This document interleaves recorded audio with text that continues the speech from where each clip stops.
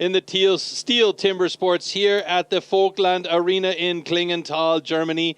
Today we will see the best German athletes battling for the top of the podium and also for points in order to qualify for the World Championship coming up in November. This is a very important day for our German athletes, and we are going to have 10 of the best on stage battling in the underhand chop, stock saw, standing block chop, single buck, springboard, and hot saw. And of course, we have the elimination process throughout this entire day, where after the first 3 disciplines, we will go to round 2 and take out 2 athletes, and then go into round 3 where we take out another 2 athletes. So it will come down to good, stable, and solid performances all day long. And there you see Guido Husken and Christoph Lang, who are hosting our German show, and on stage our live MC zur STIHL Timbersports Deutschen Meisterschaft 2024. Der Pro! And he's getting our audience fired up on stage. Hallo there. Klingenthal! And the Klingenthal audience is definitely ready. Somebody's even brought a car horn along attached to a battery so that they can really get the noise going on out there. So we have a good-sized audience here in Klingenthal. It is hot today, though. I will say that. It is very, very warm. Oh, and they're even going to go and try for the wave, and it seems to work. Hey, folks, by the way, if you want to get involved in the conversation, there you see on the bottom left-hand side of the screen, hashtag STIHL Timbersports. There's another hashtag that we don't see very often, but it's there, and it's called hashtag KissMyAxe. Don't misunderstand that for something else. It's KissMyAxe. And as Toby gets the audience all ready to go, he's also going to introduce us to some very important individuals that are going to be coming onto the stage shortly. And they will be our judges, as they are very important for us to be able to run the show correctly and properly and fairly on stage here. So, in that sense, we will move on to the introduction of our head judge, Bart Janssen, who will come on stage shortly. Bart Janssen, responsible for producing a lot of the wood blocks that are seen here in the event from BJ Events. So here he comes onto stage now. He's also our head judge and responsible for training many of the judges that are up and coming now, because there are so many events around the world, we just need a lot more judges. All right, the second judge on stage today will be Ruud Meijer. Both these gentlemen coming from the Netherlands, and they will be responsible for what's happening on stage. Speaking of our stage area, it is covered in high-speed cameras looking at all the various aspects of the different block and stand positions in order to be able to show close-up views. And that man right there, Jules Janssen, is responsible for checking and rechecking all those high-speed cameras in order to make sure that all of our data that is coming out to you guys is safe and fair. We also do have some button timers at the front of the event site here on each stand side. 2 people controlling a button to stop the time at each discipline. And they will be double-checked from our competition control center. So, introducing our athletes now coming out onto stage, we first have Nils Müller. Big man, 188 centimeters tall, 120 kilograms, almost 40 years old, and still rocking and rolling out there. Next man coming up is Andreas Auenhammer, and he was nice enough to let me use his single buck many years ago at the German Meisterschaft a few years ago, and showed me how to use it properly, and I still made a complete and utter mess of it. So Andreas Auenhammer coming out now. He also a big man, 41 years young. You never guess he was a day over 40. So next up onto the stage will be Stefan Graf. Aus Leutershausen in Bayern, Stefan Graf. Stefan, a proper Bavarian fella. He would say to him in German Bavarian, Servus. Oi, Sisi. Und absolute Erfahrung in Person darf ich jetzt anmoderieren. Sportholzfäller seit 1994. He's been around the sport for a long time. Markus mit dabei aus einer Sportholzfäller-Familie. Aus Widdern in Baden-Württemberg. Markus Dengler. 51 years young. Probably the smallest athlete in the group, but man, He is good. Keep an eye on him today. Deutsche He's going to test all of these guys to their limits. Coming up next behind Marcus Dengler is a young man who has just graduated out of the rookies and moved up into the pros last season. Danny Vielwerts.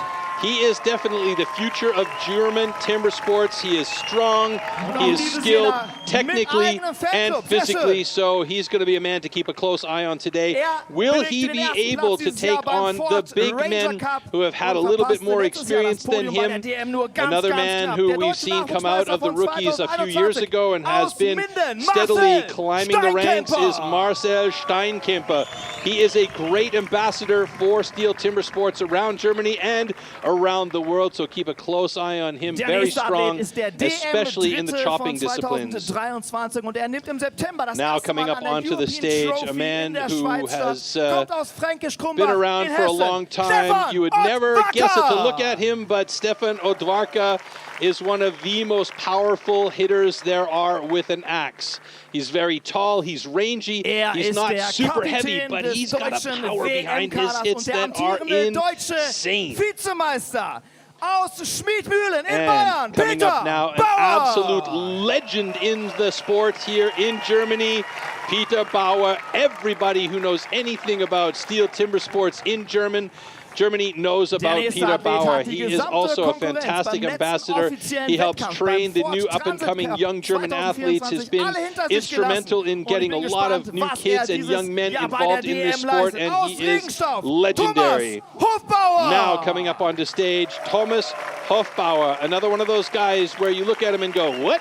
He swings an axe? Well, he does, and he does it very well. And you can see there at lumberjack_89, that's his handle on Instagram. And if you want to check out the things that he does, definitely check that out. And now, the man that everybody's going to be keeping a close eye on today, four-time German champion. He did hold the hot saw and stock saw world record for a short time, Danny Martin.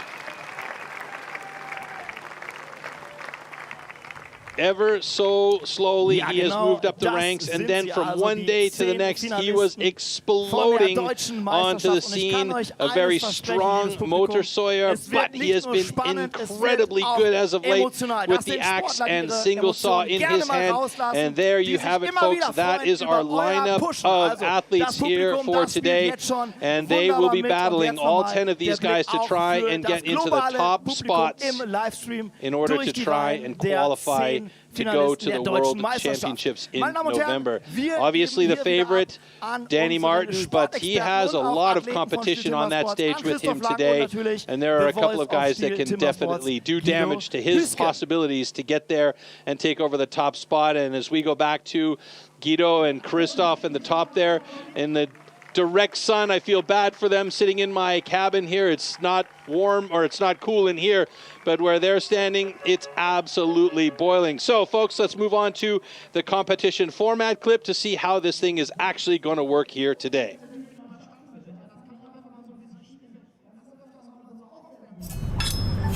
The STIHL Timbersports individual competition. In the first round, all athletes compete in 3 disciplines: the underhand chop, the stock saw, and the standing block chop. The times achieved will be converted into points upon completion of each discipline. In round 1, a difference of 1 point applies in each discipline, thus the fastest athlete receives 12 points and the slowest only 1 point. Any rule infraction will result in a disqualification, and the athlete will receive 0 points for that discipline. At the end of the first round, the athletes with the lowest scores are eliminated. Only 8 athletes make it to the second round. In this second round, the remaining athletes compete in the single buck and the springboard for increased scores. With 2 points difference between placings, the fastest athlete now receives 16 points and the slowest receives 2. The 2 athletes with the lowest total points are eliminated at the end of round 2. Only the top 6 reach the third round.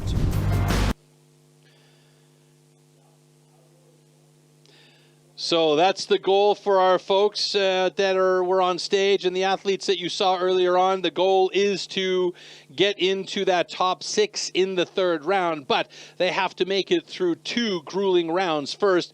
And I'm sorry, our graphics still in the way there, moving out of the way slowly here as we get back to our live feed.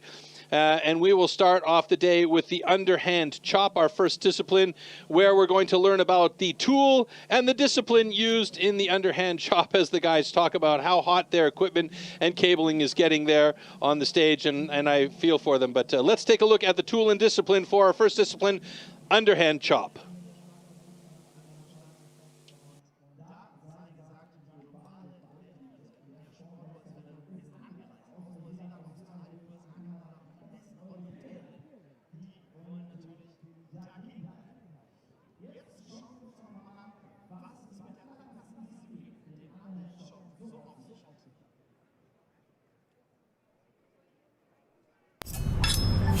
The STIHL Timbersports individual competition.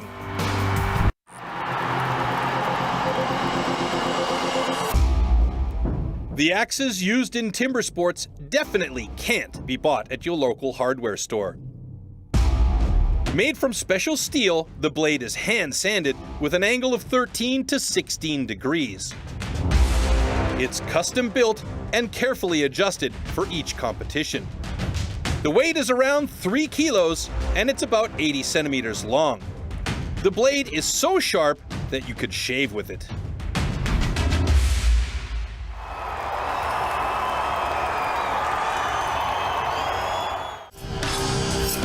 Underhand chop. In the past, the underhand chop technique was used to split logs. Standing on a horizontally anchored block, the athletes cut through a 32-centimeter log. The block has to be worked from both sides.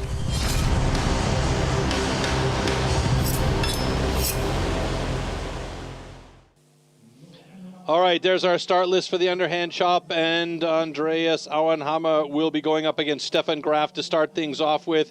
Klingenthal is ready. The Falkland Arena is ready. The STIHL Timbersports German Pro Championship 2024 starts with our first discipline here, underhand chop. And again, 3 disciplines in round 1 to get the most amount of points to be among the top 8 moving into round 2. And these 2 gentlemen will start things out for us. The power hitter, Andreas Auenhammer, and the man with some pedigree, Stefan Graf. Both of these guys extremely strong, and you can see there the world record 12:01, the national record 19:44. And right now you can see Andreas Auenhammer is putting a little bit of lube on that axe for those first drivers into the block. And the reason why they do that is because those first hits into the block can be sometimes a little bit sticky. So the idea is to prevent that axe from sticking into the block in that first hit. And so they can get it out and begin their second hit and start chipping those things out. Ready. So here we go. First heat is up and ready. Your timber. 3, 2, 1, go! All right, good start by Andreas Auenhammer and Stefan Graf, both of them getting into it with some nice big chips flying out for both of these guys. Now, the question is now who's going to get over to that other side first. A little bit of a sticky axe there. 2 times now for Andreas Auenhammer, as he is onto the second side before Stefan Graf is. Stefan Graf about 3 strokes behind Andreas Auenhammer on the second side. Andreas has got a very sticky axe there, steps down, has to get back up before he can hit again. And you can see both of these guys working hard. There's that big chip that Andreas wanted to have out of his block. Stefan Graf looking good on the second side of his, and he might even be a little bit faster than Auenhammer here, but no, he doesn't get it, and it's Andreas Auenhammer in 39.16. Stefan Graf, I thought was going to be a bit quicker from the angle that I saw, but he had a little bit more material in the way, and he gets it done in 48.13. And you can see here with a little bit of a shook of the shoulders and a breath in through the teeth that he is not super pleased with that, and neither is Andreas Auenhammer. He's about a second slower than his fastest time, and 8 seconds and change for Stefan Graf difference. Both guns are good. But the guys have some times locked in now, and so our competition is now officially underway.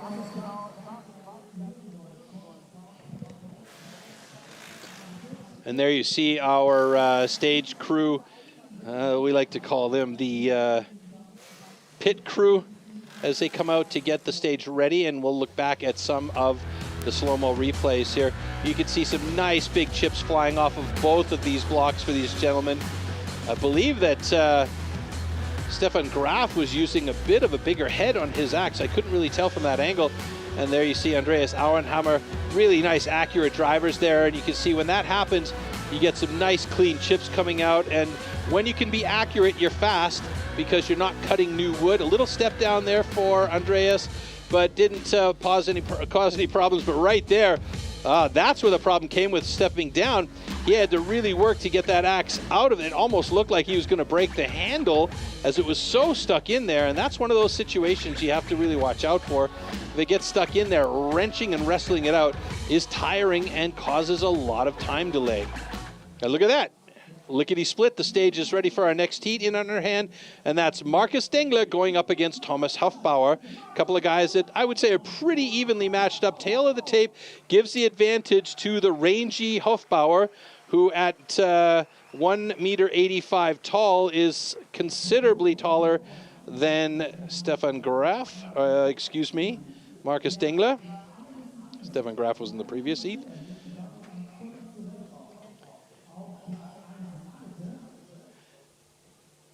So last minute preparations here. Now, as you saw with Andreas earlier on, he put on a lube on his axe. Some of these other guys opt not to bother with it. They feel like their axe choice is going to be doing the work for them. It looks like here Markus Dengler is, or Thomas Hofbauer, excuse me, is using a wedge. Athletes ready. Or a chisel Stand axe. to your timber. Let's see, there we go. 3, 2, 1, go! Both getting into it pretty quickly. Thomas Hofbauer quick with the axe, and he's got a pretty good pace going there. Markus Dengler also very quick, and he's got really accurate drivers. You can see barely stepping at all on that block. Nice and clean. On the other side by Hofbauer, it's a little bit more steppy, but he's going with a little bit more incidents to get through there as quick as possible. He's about 2 strokes ahead of Dengler on the second side. Nice big chip coming out for Hofbauer. Dengler's got one hanging in the way, and Dengler gets through there now as well. And you can see he's got a chocolate side, and that's his left side where it's a little bit smoother than on the right side. So Hofbauer right now looking like he might be getting close to getting through there.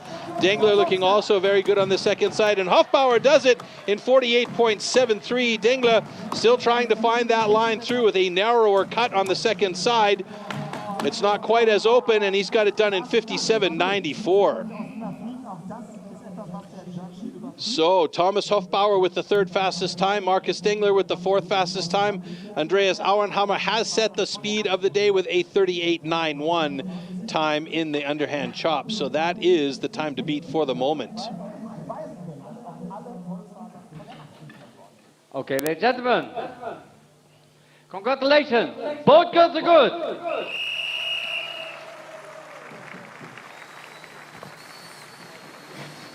So Bart Janssen, our head judge, has given us the thumbs up now 2 times for 2 heats, which is good. No disqualifications, and something that could get you disqualified is jumping the gun or an early start. Another thing that's more likely to happen with these guys is a cut foothold. So you have to really watch out, and that's what you see there, that little extra piece of wood there where the lines are, where the guys are standing on, that cannot be cut into. If you cut into that piece of wood, that counts as a disqualification because it's a safety aspect. But, you know, these guys are so good, so accurate with their hits that that seldom happens. But it can happen. It does happen.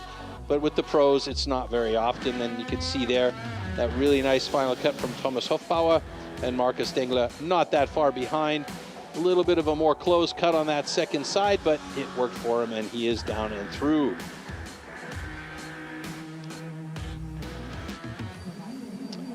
So stage is set for our next heat coming up, and that is heat number 3 with the legend Peter Bauer going up against Stefan Odvarka.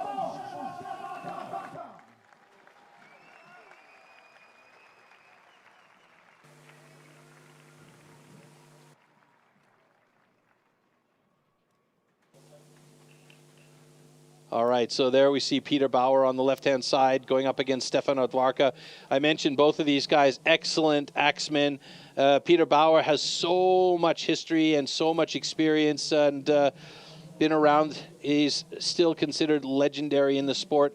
Look for him to do really well here. Tail of the tape definitely advantage Peter Bauer, but I'll tell you what, Stefan Odwarka will surprise you with the frequency of his hits. Let's see if he can bring that to pace here and really test Peter Bauer in this heat. Okay. Athletes ready. Stand to your timber. 3, 2, 1, go! Peter Bauer opting for the quicker hits this time around. Stefan Odwarka going for it now, is picking up the pace a little bit as both of these guys start to really make work on that first side. Who's going to go over to that second side first? It looks like it might be Peter Bauer. Yes, it is. It's going to be Peter Bauer slipping to that second side before Stefan Odwarka. Left-hand side of your stage, and that view right there is Peter Bauer's feet on his block. Stefan Odwarka now on the second side of his block, about 5 or 6 strokes behind Odwarka. And looking good for both of these gentlemen. Peter Bauer, though, just a hair ahead of Odwarka. Remember, we're not eliminating here. We're only looking for the fastest time possible. And Peter Bauer's through in 41.28. That puts him in second place currently. And Odwarka knew he had it close, and he does it in 46.28. And that puts him in third place. So good standing for those two gentlemen at the moment in second and third, respectively. And a good race between those two guys, really pushing each other in that heat. Okay, ladies and gentlemen, congratulations. Both guns are good.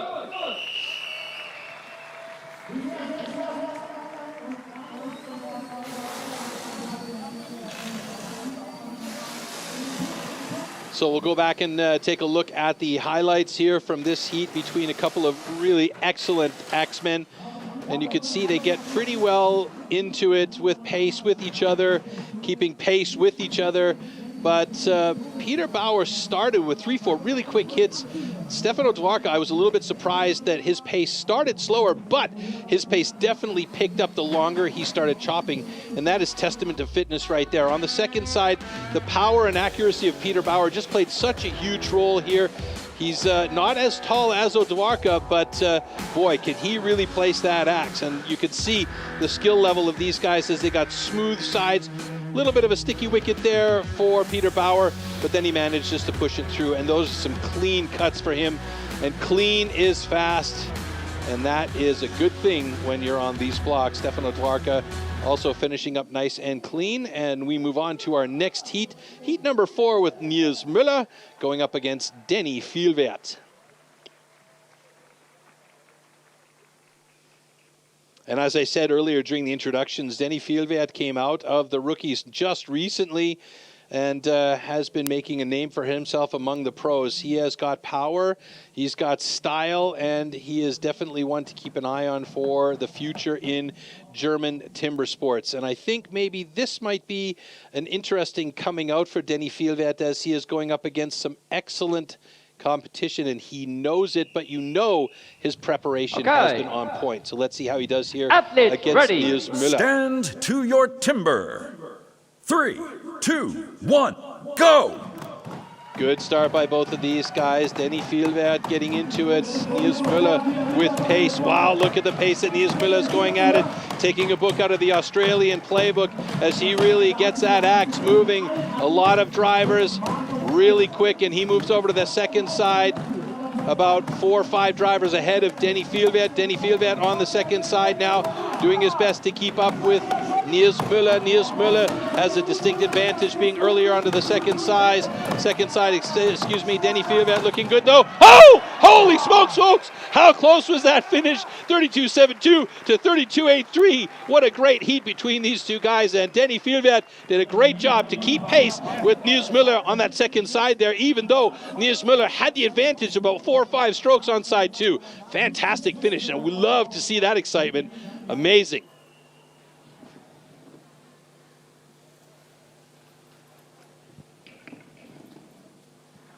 Okay, ladies and gentlemen, congratulations. Both guns are good. Official times 32.45 for Müller, 32.55 for Fielwert. Just 0.1 of a second slower, so that was a real tight one, and both of those guys go to the top 2 positions in the underhand chop. Nils Müller, fastest of the day so far. Denny Fielbert, second fastest, and you can see in Nils Müller, he really got going. I mean, the frequency of his drivers into that block was quick. Denny Fielbert, not quite so frequent, but his drivers were super accurate. You could see there, his sides are smooth as butter, and then you can see Nils Müller switching over to the second side of his block as quickly as possible. Nice open face on the second side. That was, oh, it doesn't get much closer than that, folks. I mean, really, you need photo finish for that, absolutely. Great job by these 2 athletes, and a really nice way to get them in the gas and on that gas pedal with just 1 more heat to go here. And that's going to be Marcel Steinkemper and Danny Martin, who are both, by the way, excellent axemen. Check out those times. Whew, that is blisteringly fast. Marcel Steinkemper, Danny Martin, pretty close to the size. Age difference, though, could that be a factor? Maybe. Personal best for Marcel, 22.61. Danny Martin, 20.36. So we're looking at a couple of guys that have trained frequently together. They're also both Team German members. So when you see them coming out on stage for the Team World Championships, you know that those 2 are going to be perennial members of that team. Here we go. Athletes ready. Stand to your timber. 3, 2, 1, go! Like Denny Fielbert, is Marcel Steinkemper going to have one of those years this year? Boy, I tell you what, he's looking pretty good here. He's got pace going. Both of these guys are hitting quickly, but I think Marcel Steinkemper is going 1.5 blows for every one of Danny Martin's. Onto the second side, about a half drive ahead is Marcel Steinkemper. Danny Martin hasn't quite chipped out yet. Marcel Steinkemper has the advantage here. Looks like he's going to get it. Oh, 23 even for Steinkemper. Danny Martin, a tough second side on his block. A big wide open face trying to keep up with Marcel Steinkemper, and his time is running away on him, and he's got it in 32.99. He is not going to be happy with that. And Marcel Steinkemper with an absolutely blistering pace at the start. 12 points go to him in this one, and a time of 23, which I think will be reduced down a little bit. Yes, in fact, it is. His official time will be 22.77. So what a way to finish up our underhand chop with an absolute blistering run from Marcel Steinkemper, and 22.77. He wins the underhand chop and gets his first set of points. Congratulations. Both guys are good. Wow, what a start by Marcel. Danny Martin, unexpected, a little bit slower than usual. He was 10 seconds and change off his normal pace, but I tell you what, Marcel Steinkemper, look at the speed. Even in slow-mo, it's quick. You could see 1.5 drivers for every single driver of Danny Martin's. These 2 guys are absolute warriors, though. You know Danny Martin's not going to let that rest. He's going to be back with a vengeance in the next discipline, the stock saw, and Danny Martin is so good with the motor saw in hand, and you know he's probably going to be on top of that discipline unless something untoward happens. But what a heat there by Marcel Steinkemper, just killing that block. A nice split, steps down, and a good time. And there's that celebration as expected. Good job, Marcel. Congratulations on taking this one down.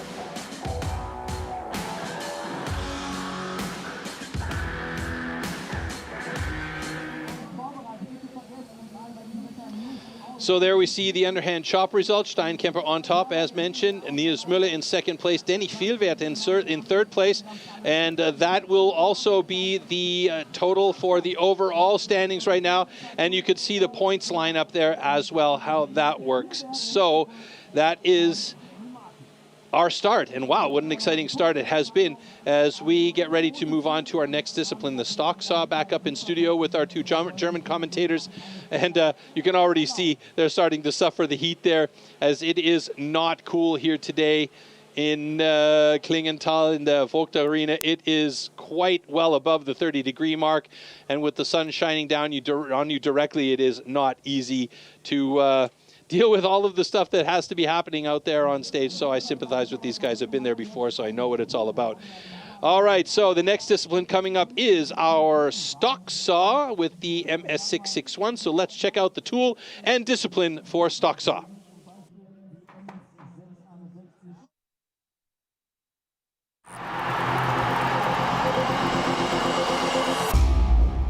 The STIHL MS661CM stock saw is used in STIHL Timbersports as the ultimate test of operator skill.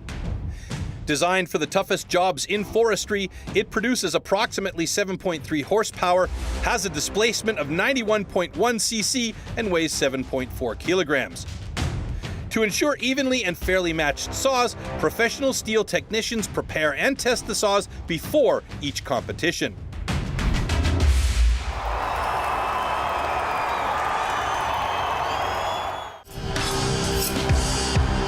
Stock saw. After the starting shot, the contestants have to cut 2 wooden discs, so-called cookies, within a 10-centimeter mark. 1 downward and 1 upward. The attempt is only valid when both discs have been cut off completely and within the marks.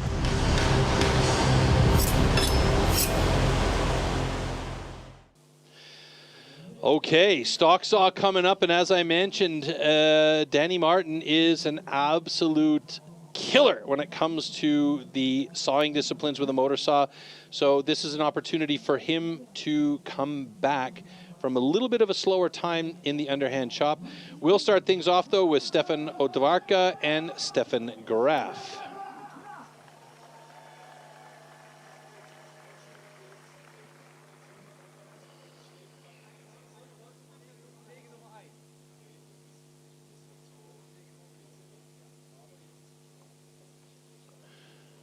So our guys are on stage down there. They'll receive the stock saws. One thing that you heard in the introduction of this discipline is these saws are the same saws that you'll get off of the shelf in any STIHL dealership around the world. There's nothing, any changes made to the chain, the bar, or the motor. No adaptations. So this is a test of operator skill and also of the operator's knowledge of the equipment. So it's not necessarily about how hard or how strong you push that saw into the block. It's about realizing what the saw is doing in your hand, listening to the sound it makes, feeling the vibration to see if it's bogging out, if the chain seems to be slowing down. The best guys in the world aren't pushing hard, they're just pushing efficiently. So here we go. Heat number 1 in stock saw, Odvarka against Graf. Here we go. Stand to your timber. 3, 2, 1, go! Oh, look at that beautiful thin cookie from Odvarka. Oh, the transition was massive. He overcompensated, though. Graf looking good on his second cookie, but we have maybe a cut line by Stefan Odvarka. Both of their times were very close, but that second cookie was massive by Stefan Odvarka. He overcompensated on the transition to the upcut. Meanwhile, Stefan Graf looked like he had a really nice cut. Let's see if these guys both manage to get this locked down and get their points. I kind of have a feeling that we have a cut line. We might even have 2 cut lines.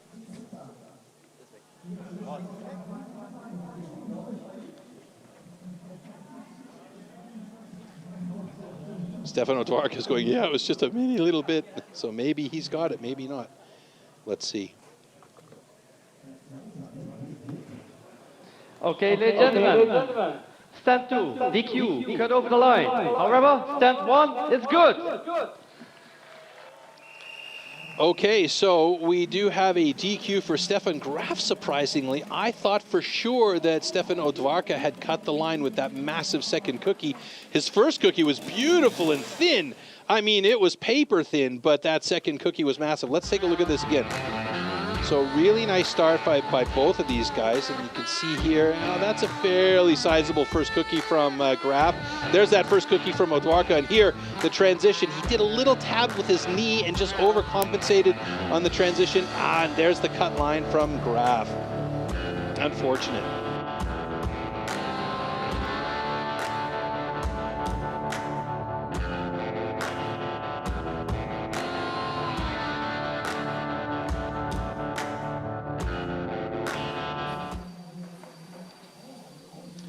Okay, so we've had our first DQ of the day, and that is Stefan Graf for cutting the line. And as I said, I thought for sure it was Odvarka with that massive second Grandma's chocolate chip cookie. Next heat coming up, heat number 2 with Denny Fielwert and Niels Müller going against each other. And we saw these two guys battle each other in the underhand chop, and now they'll do the same thing in the stock saw. Again, It's not elimination. It's about trying to get the fastest time possible in order to gain points for getting into the next round.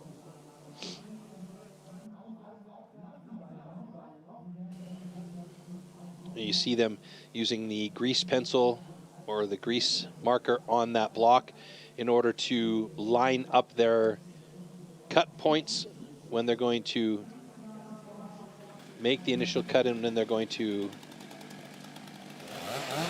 make the upcut. Looks like both of you guys, or at least Niels Müller has requested that the block be straightened out. Can't happen sometimes that the previous contestant's block cut is a little bit on an angle. May not be much, but sometimes what happens there is the athlete will say, nah, I don't like it that way, please straighten it out. And it looks like they're going to do the very same thing here on the block for Denny Fielwert.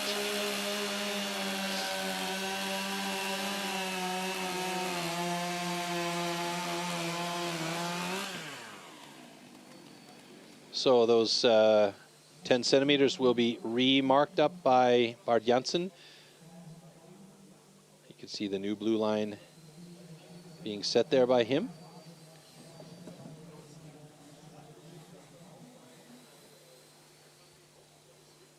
You'll also notice that the athletes have those foam rubber pads on the ground. Now, a few years ago, those pads didn't exist, and the athletes had to put the saw on the ground in front of their location. It's a hot start, so the saw is running, but without the pad on the floor, the saw is used to walk away on them. So they had to keep their hand on the saw until the very last second at the start. Now, with these pads, their foot can be used to hold the pad in place, which holds the saw in place. Quick warm-up. And getting the saws down onto the deck and ready to go. Last minute positions, quick checks. Athletes ready. And here we go for heat number 2. Stand to your timber. 3, 2, 1, go! Oh, Niels Müller with a really quick pickup and start. Denny Fielwert. What's this transition looking like for Denny? Oh, that's a good transition for Denny as well. Niels Müller is going to be quick through this one, but it's close again between these two. Fielwert 12:08 and Müller 11:79. Again, very, very, very close heat between these two athletes. Fantastic runs by both of them. And Niels Müller right now sitting in second place with the second fastest time. Denny Fielwert in third with an 11:99. That puts Niels Müller on top of the overall for the moment. Congratulations. Both guns are good. So good job by these two guys to keep in the mix. Stefano Dwarka still on top of the 10.64. Niels Müller, Denny Fielwert in second and third places in stock saw. And we could see Niels with a fantastic pickup and cut. Seems really relaxed about it. Denny Fielwert a little bit more in the aggressive stance, and he steps into the upcut just before he finishes that down cut and the transition. That was a beautiful transition right there from Odwarka. Excuse me, from Niels Müller. And that upcut was absolutely fantastic from him. Beautifully done. Okay, so a couple of guys here that could use some points, especially for Marcel Steinkemper, who had such a beautiful underhand chop. Will he be quick in this cut? He's got a 9.93 personal best, which is not that far off the national record. Andreas Auenhammer, his opponent in this one, personal best of 10.30. So both of these times could very well get the guys up to the top of the list. The question is, can they manage it? Right now, overall standings looks like Niels Müller and Denny Fielwert are holding 1 and 2. Will Marcel Steinkemper be able to get right back up on top there with a good run in this heat? Let's see. Beautiful location here in the Vogtland Arena, where in the wintertime we see a lot of ski jumping. This is the Bundesstützpunkt for ski jumping as well, so you know that the best in the world or the best in Germany are coming here to train, and why not? The infrastructure is beautiful here. So Marcel setting things up there. Andreas on the other side. Also, two of the nicest guys in timber sports. Absolute gentlemen. And as I said, Marcel is an amazing ambassador for the sport. Young, outgoing, friendly, works well for everybody.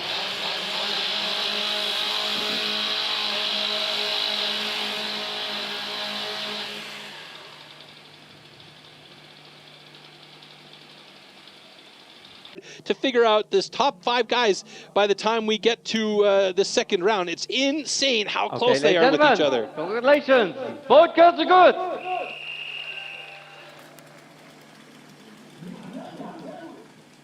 It's amazing action out on stage so far. Andreas Auenhammer 11.60 after adjustment. Steinkemper with an 11.34 puts them in second and third places there. So Stefano Dwarka still the top guy. Marcel Steinkemper in second. Andreas Auenhammer in third place as the little last checks and final adjustments on the blocks happen before our next heat coming out, and that's going to be between Markus Dengler and Peter Bauer.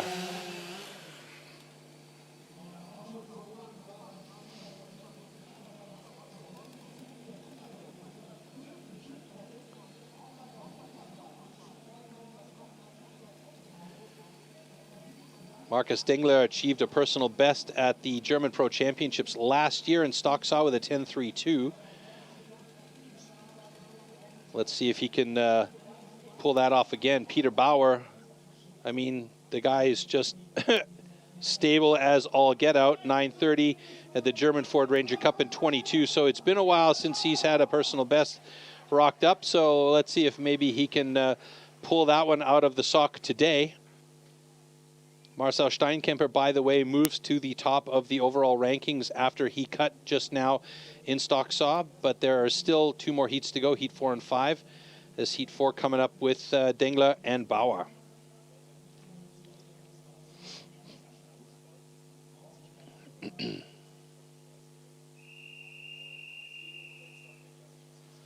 Okay, gentlemen. Warm up your saw.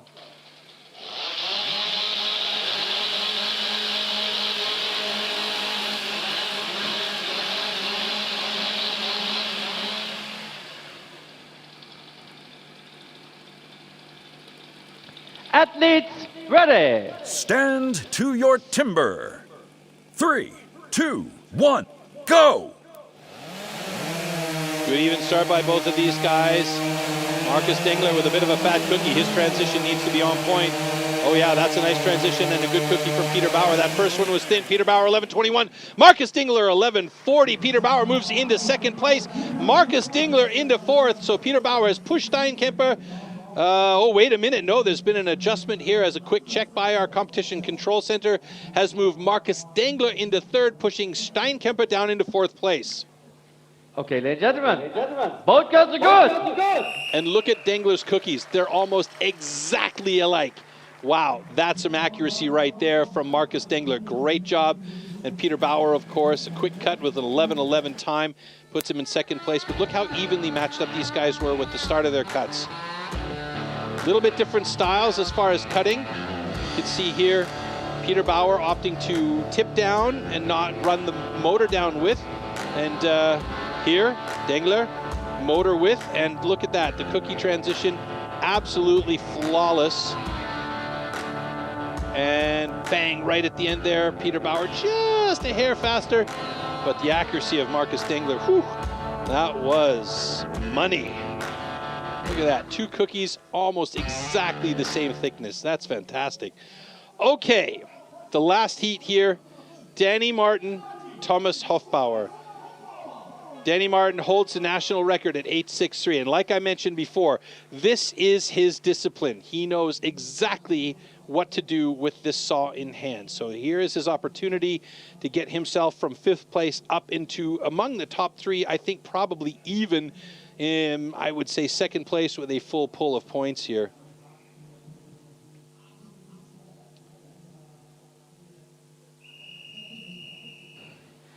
Okay, gentlemen, warm up your saw. And in fact, if he can get 12 points out of this one, he'll have 20 points in total, and he will move just behind Marcel Steinkemper in this discipline. So he's still in attack position. He's no stranger to being here. He's been here before. He knows what he needs to do to get there. Here we go. Stand to your timber. 3, 2, 1, go! Good pickup. Danny Martin, as usual, solid, but oh, Thomas Hofbauer looking very good. He's kind of pushing hard on that upcut. Thomas Hoffbauer with an 11.33. Danny Martin with an 11.75. Oh my goodness. Danny Martin has an 11.75. That puts him in 8th place in stock saw. Oh, it was surprisingly slow cut for Danny Martin. Thomas Hoffbauer, however, has moved into 3rd place. Let's see what the adjustments will say here. Gentlemen, congratulations. Both cuts are good. So Danny Martin in 6th place in stock saw after adjustment. Thomas Hoffbauer slips into 3rd place with 11.17. And that means Danny Martin is in 5th place in the overall standings, but Marcel Steinkemper holds on to that top spot. We'll take a look at the overall standings shortly here. But look at this. Both of these guys had a really nice start on the cut. Thomas Hoffbauer might have just been a hair quicker, and maybe Danny was feeling the pressure, pushed a little bit too hard on the saw. And on the upcut, yep, there's Hoffbauer's final cut. Both of Hoffbauer's cookies really, really nice and thin, and that's the key, is just to have thin cuts because it doesn't drag on the saw as much. Okay, stock saw results here. Stefan Odwarka with the top and 12 points go to him. Peter Bauer, then Thomas Hoffbauer, Markus Dengler, and Marcel Steinkemper. Let's take a look at what that does to the overall standings here. And that's going to put Marcel Steinkemper in the top spot when we do see our overall standings. And we'll see how it shifts around a little bit. There you go. Peter Bauer in 2nd place. He's in good condition, as well as Danny Martin in 5th place. He's not out of this thing yet, so he's only 4 points behind at the moment, with an opportunity to get back into it and the standing block chop. And as long as he's among the top 8 moving into the next round, he can score even more points in single buck and springboard. So he still has all to play for here, and at the moment, Steinkemper at the top of the rankings. He'll definitely want to hold on to that. Denny Fuvert currently sitting in 7th place, so he's close to being on the bubble. So he needs a real solid run in our next discipline, which is the standing block chop.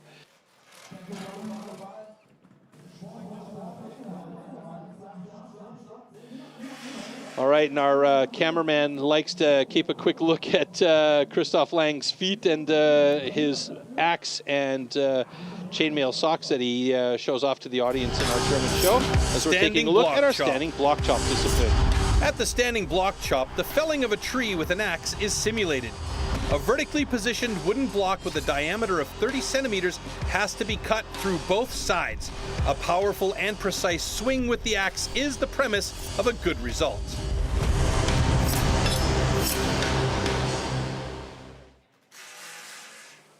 So we are motoring through these first 2 disciplines, and ladies and gentlemen, this 3rd discipline in round 1 is the tell discipline for these guys. We need to see some very, very good points, especially in the bottom couple of guys, as we're only going to take 8 athletes after this round into the next round. So that means our athletes have to have good cuts here.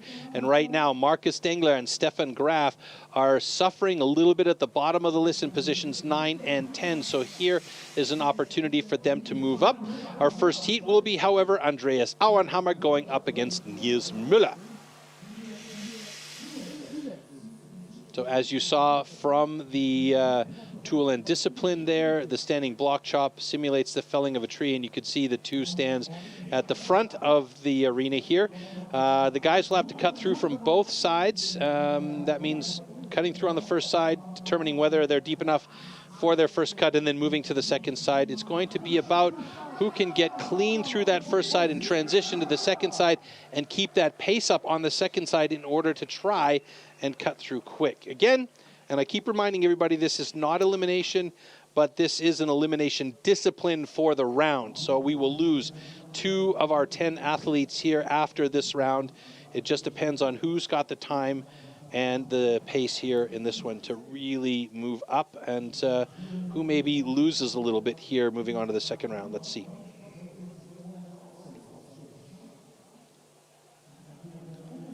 So both Niels and Andreas are using that lube on their axes for that first driver. You can see it gleaning there, and in some cases dripping off a little bit.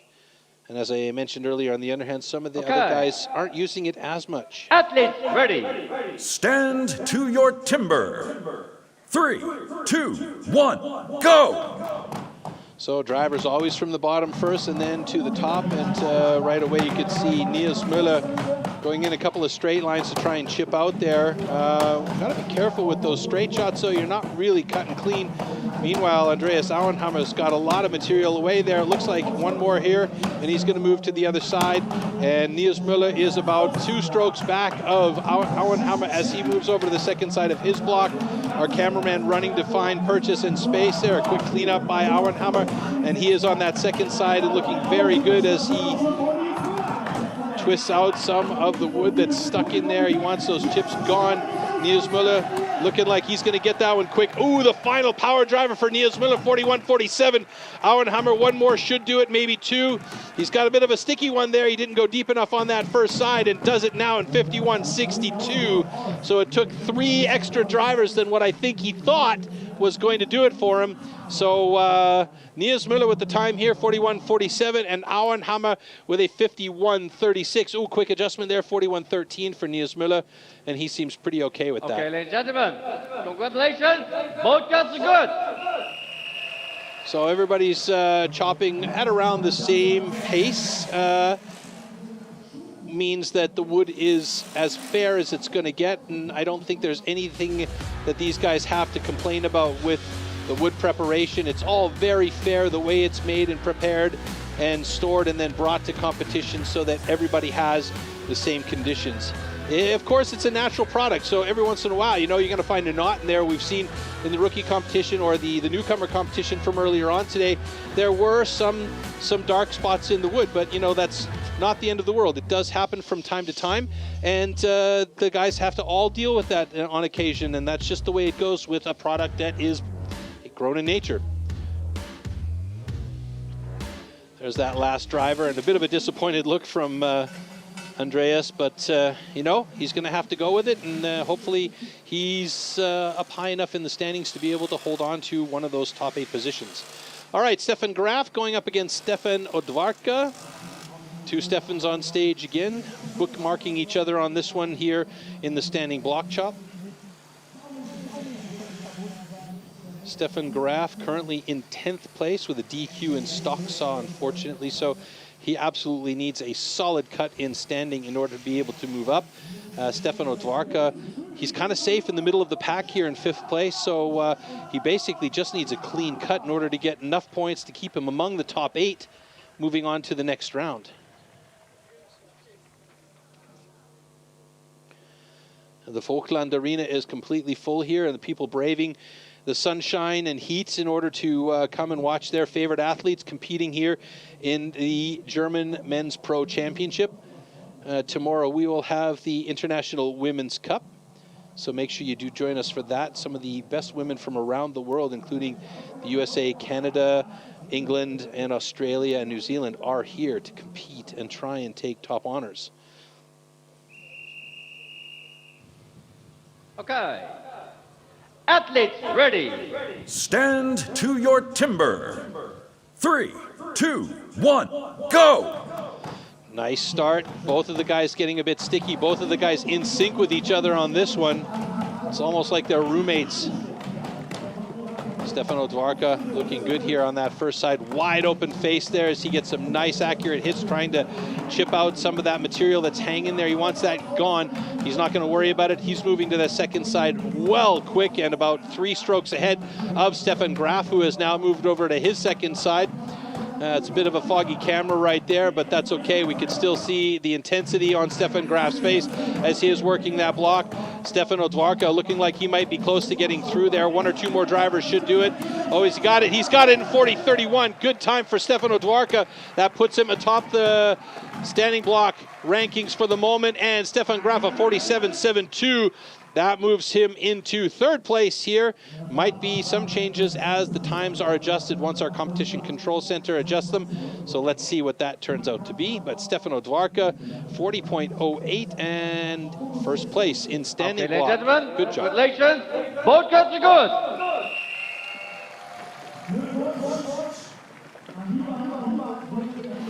So we are cooking right now, literally in the heat. It's crazy.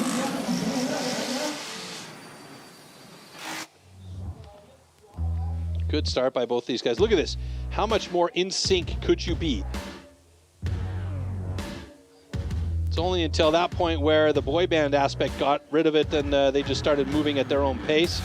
Here you can see Stefan Graf, a quick look over to make sure that he's not stepping on any of the chips on the ground, and also just to have a quick peek at where Stefan Odwarka is.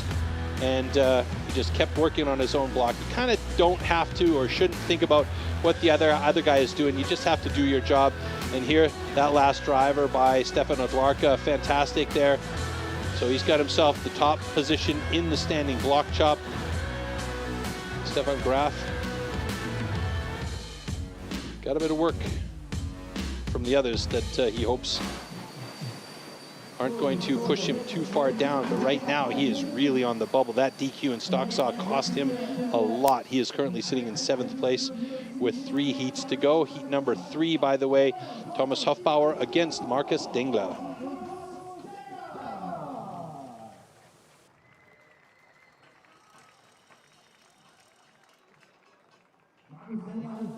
A little wink from Dengler as he comes out onto stage. Does he know something that we don't? Is this his discipline? Thomas Hofbauer getting ready.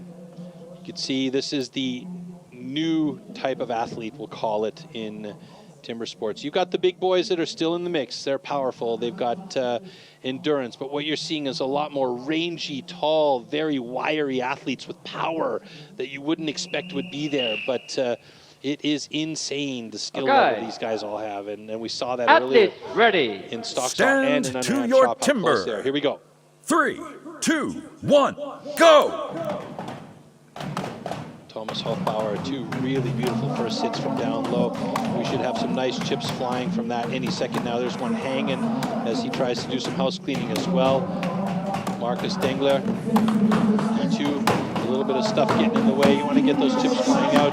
Hofbauer onto the second side. He left a lot still in that first side, but it's pretty loose, so I think he might be okay. Dengler still on his first side, trying to get a little bit more out of that, and then moving over to his second side, but he's about 10 drivers behind Hofbauer here on that second side. Hofbauer is not too far away from it, finishing off his block.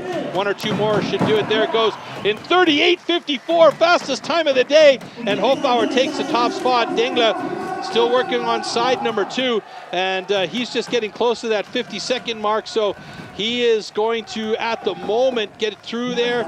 And let's see where that time's going. He's still got a bit to go here. Getting close to a minute, in fact. That's crazy. That time for Markus Dengler is unusual. So 103.91, staying pretty consistent, actually.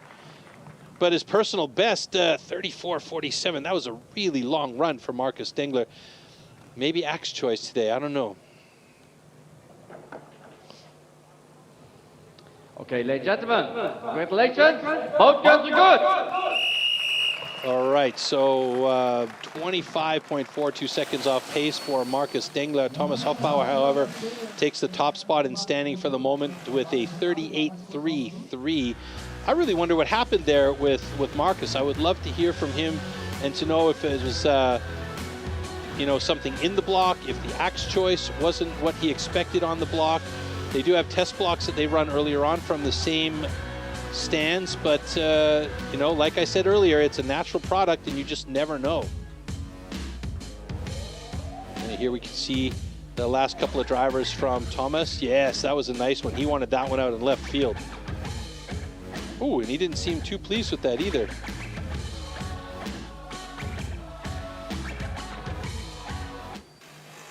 All right, coming up, a couple of the young bucks going up against each other, Marcel Steinkemper and Denny Vielwert.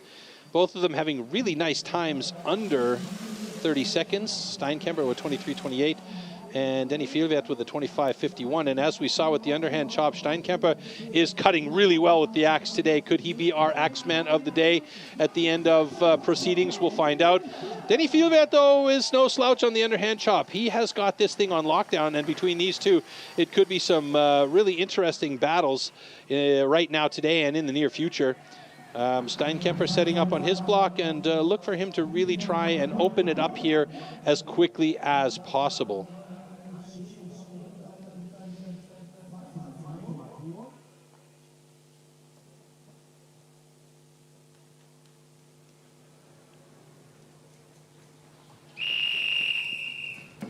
Okay.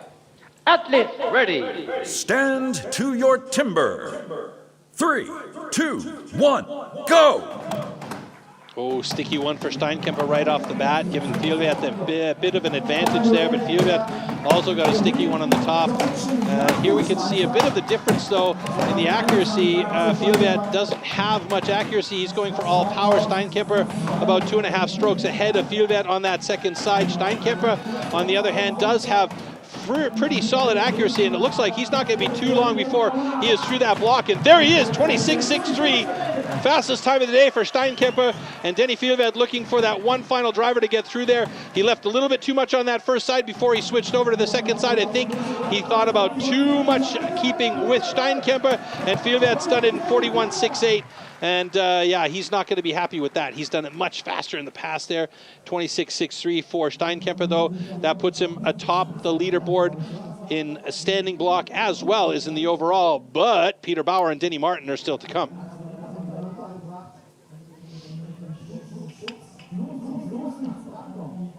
Denny Fjellvedt's disappeared to go and get Ladies and his gentlemen, X's. congratulations. Both guns are good. I'm a little bit surprised. It almost looks like maybe Denny Fjellvedt is feeling the effects of the heat more than the other guys are, because he's definitely better than that. I've seen him cut this discipline so dastardly in the past. Yeah, I'm curious. And again, it could be axe choice. It could be luck of the block, which is literally luck of the draw. These guys aren't given these blocks. They choose them by draw. And you can see here on this first side, he didn't really look over at Marcel, but we saw Marcel move over to that second side about 2 strokes ahead of Denny, and I think maybe Denny saw that out of the corner of his eye and just tried to keep pace with Marcel, but left too much on the first side. I don't know. That final driver, though, beauty and clean, but through, and you could see big chip out of his axe there. So something was going on in that block for sure. Okay, last heat here in standing block chop, and then we are going to whittle this crew down to 8 athletes moving to round 2. Peter Bauer and Denny Martin looking for solid cuts here today. As we saw in the underhand chop, Denny Martin not feeling the axe so much. Oh, so maybe that's going to change on standing. You know, he's a real good axeman, and standing he's definitely better than on underhand, in my opinion. He might disagree with me on that one, but I've seen him absolutely rip the standing to bits. So let's see how he does here against Peter Bauer. You can see the routine and everything from Peter Bauer. Exactly where he places his backup axe opens up the protective sheath, so that is ready just to pull out without having to unwrap it or anything like that. Denny Martin, same but different. His axe is right there next to his stand, so he doesn't have to go away from the axe stand at all. A little bit of nervousness here for Denny Martin. Stand to your timber. 3, 2, 1, go! Looking good for both of these guys as they get right into it. Nice chips flying for Denny Martin and for Peter Bauer, finally getting a couple of pieces out there. Denny Martin looking a bit steppy here as he's all power as he moves over to the second side. Peter Bauer right there with him, about 3-4 strokes behind, in fact. Denny Martin on that first side, passing the 23-second mark. Will he be able to get through there? It's not going to be as fast as Steinkemper. Oh, and he's got that one little hold. 29.56 for Denny Martin.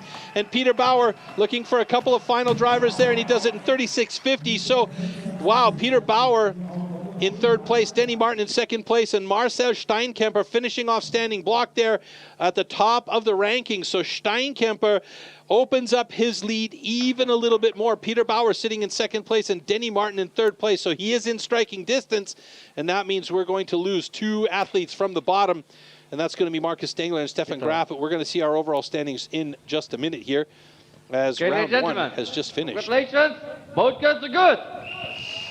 All right. I don't know, is Denny Martin playing possum here a little bit? Hard to say. We know he definitely can cut better than we've seen him cut here on the chopping disciplines and on the sawing discipline in stock saw. So interesting situation here for Denny Martin. He's not really under a lot of pressure, but, you know, he could probably feel it on the back of his neck a little bit that Marcel Steinkemper is doing his best to try and take out Denny Martin. He wants to have that trophy. And let's not forget Peter Bauer, legendary athlete, who is right there in the mix as well.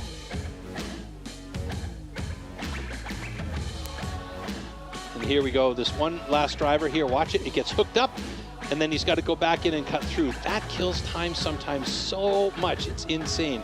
And you can see the shake of Denny Martin's head. He is not happy with that, and that last couple of drivers from Peter Bauer as well. And even with that, 36-27, Peter Bauer is sitting in third place there in standing block with Danny Martin in second and Marcel Steinkemper in first. Thomas Hofbauer and Stefano Dwarka rounding out the top 5 respectively here for standing block. And that means in our overall standings, not a lot of changes at the top. Let's take a look how that changes things here. So Steinkemper in the lead still with 32 points. Peter Bauer 4 points back at 28, and Danny Martin 5 points back at 27, and Stefano Dwarka 6 points back at 26 is still in the mix along with Nils Müller. So those top 5 guys still have an opportunity to get up there as we now take a look at what our round 2 is going to look like, and we will lose, unfortunately, at the bottom of the list, positions 9 and 10, Markus Dengler and Stefan Graf, as we now move on to round 2 and our single buck, which is the next discipline coming up.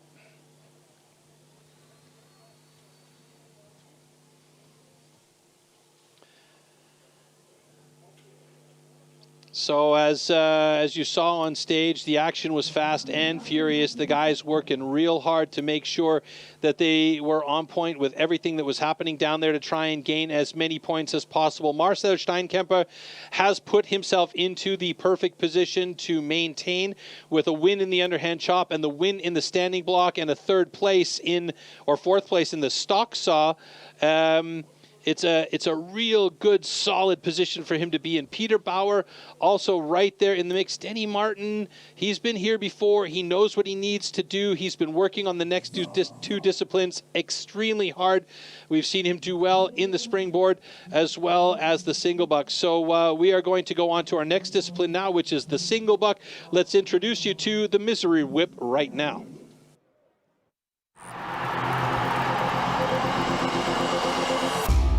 The 2-meter-long cross-cut saw used for the single buck discipline is made especially for competition. A series of consistently patterned 10-centimeter-long teeth are cut with a laser on one side of the saw and then hand sharpened. Saw teeth are divided into 2 types, cutters and rakers, just like on the old-school saws. The saw weighs about 5 kilos and its base price starts at around 1,500 euros.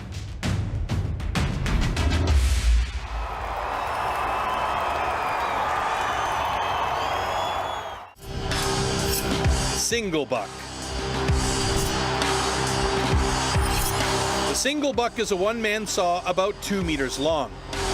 With this, the athletes have to cut off a complete disc of a 46-centimeter thick wooden block. The perfect interplay between rhythm and strength is the key to success.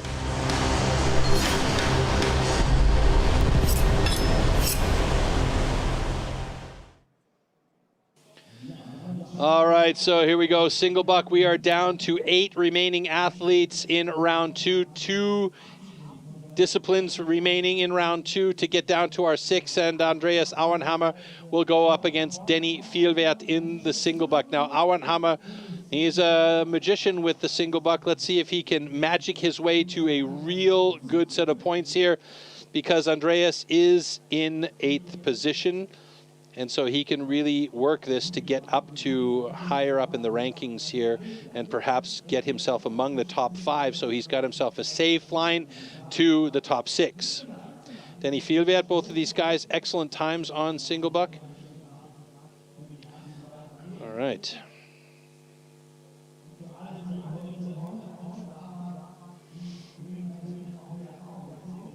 So again, this is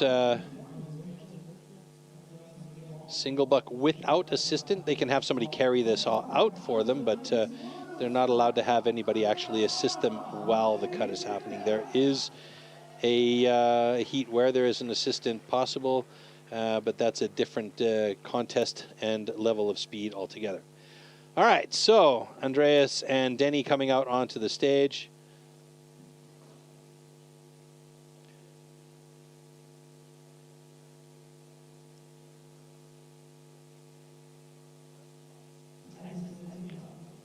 So you could see Andreas setting his saw actually a little bit closer to the edge to have less material binding on the saw through the cut. Denny utilizing the provided line from our judge.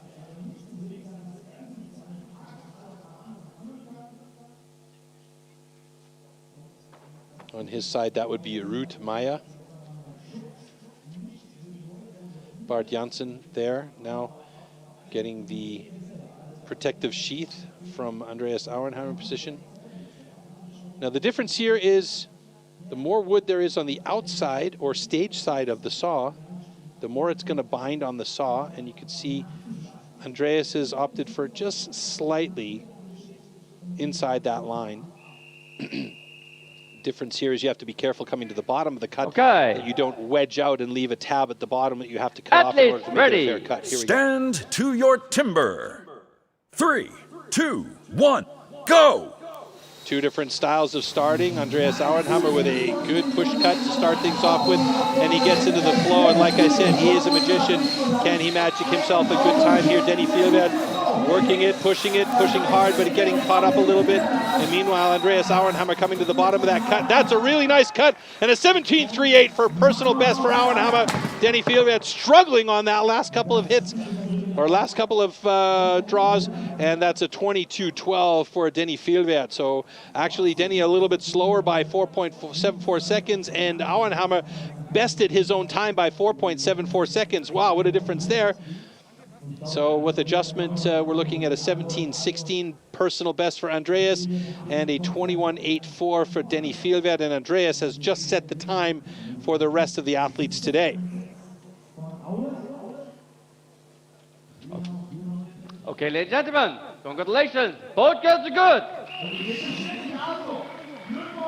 All right, so Andreas Auernheimer with a personal best. He's going to be feeling real good about that. And both guys get good cuts. As far as our judges are concerned, you can see right there, Denny Fjellvedt put a little bit too much angle on that first push cut after he drew through. And again, on the draw, he did it again, and that just slowed him down too much. He's much quicker on that saw normally. And unfortunately this time, those angles hooked up that saw. It's such a bear to restart once it stops. And meanwhile, Andreas Auernheimer just kept that saw going nice and clean to the bottom, pushed through that final cut, and got himself a personal best. Well done, congratulations.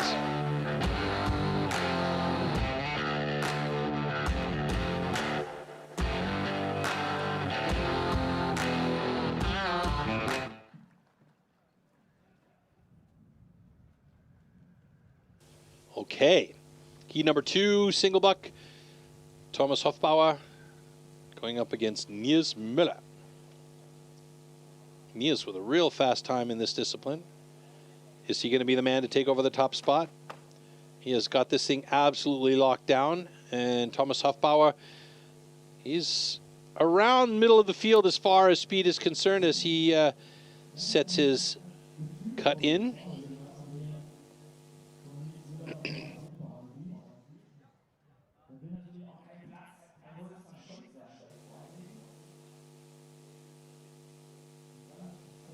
And again, Nils Müller, based on experience, setting his saw a little bit forward of that blue marker line to give himself less binding material on the saw as he cuts through. Knowing his skill level, he'll have to keep that saw nice and straight and not pull a misery whip on us and break out. Okay. Athletes ready. The last part of the cut. Here we go. Stand to your timber. 3, 2, 1, go! So Nils Müller opting for a quick choppy start and then getting into the flow of long strokes, and you can see that thinner cookie really paying off for Nils Müller. Thomas Hofbauer looking good though today. He may well have a very fast cut, and Nils Müller's got a 14.98. Oh, Hofbauer a little bit of trouble there, but he's still got a 17.97 personal best. A great job by Hofbauer to improve his time. Nils Müller with a 14.98 puts him atop the leaderboard. Thomas Hofbauer, a personal best 17.97, slips him into third place, pushing Denny Fjellvedt into fourth there. Good job by both of these guys. Well cut.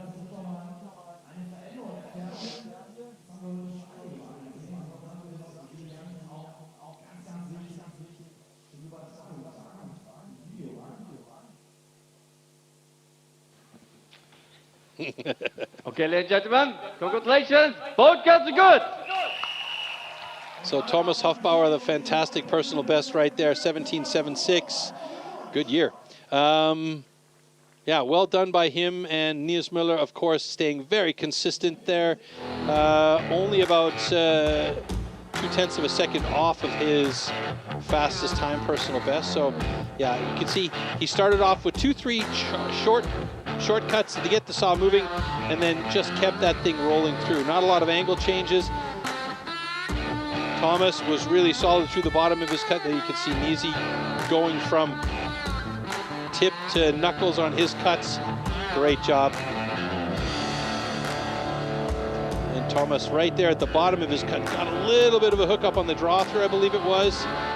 Let's see where it was right there. Yeah, and it was just that last little bit, and he could have gotten just a hair faster, but nevertheless, nice cut. Nice shirts, boys. Stefano Dwarka going up against Denny Martin here in this one. Denny Martin holding the national record of 12.11, so we know he's got the skills in the bag for this particular discipline.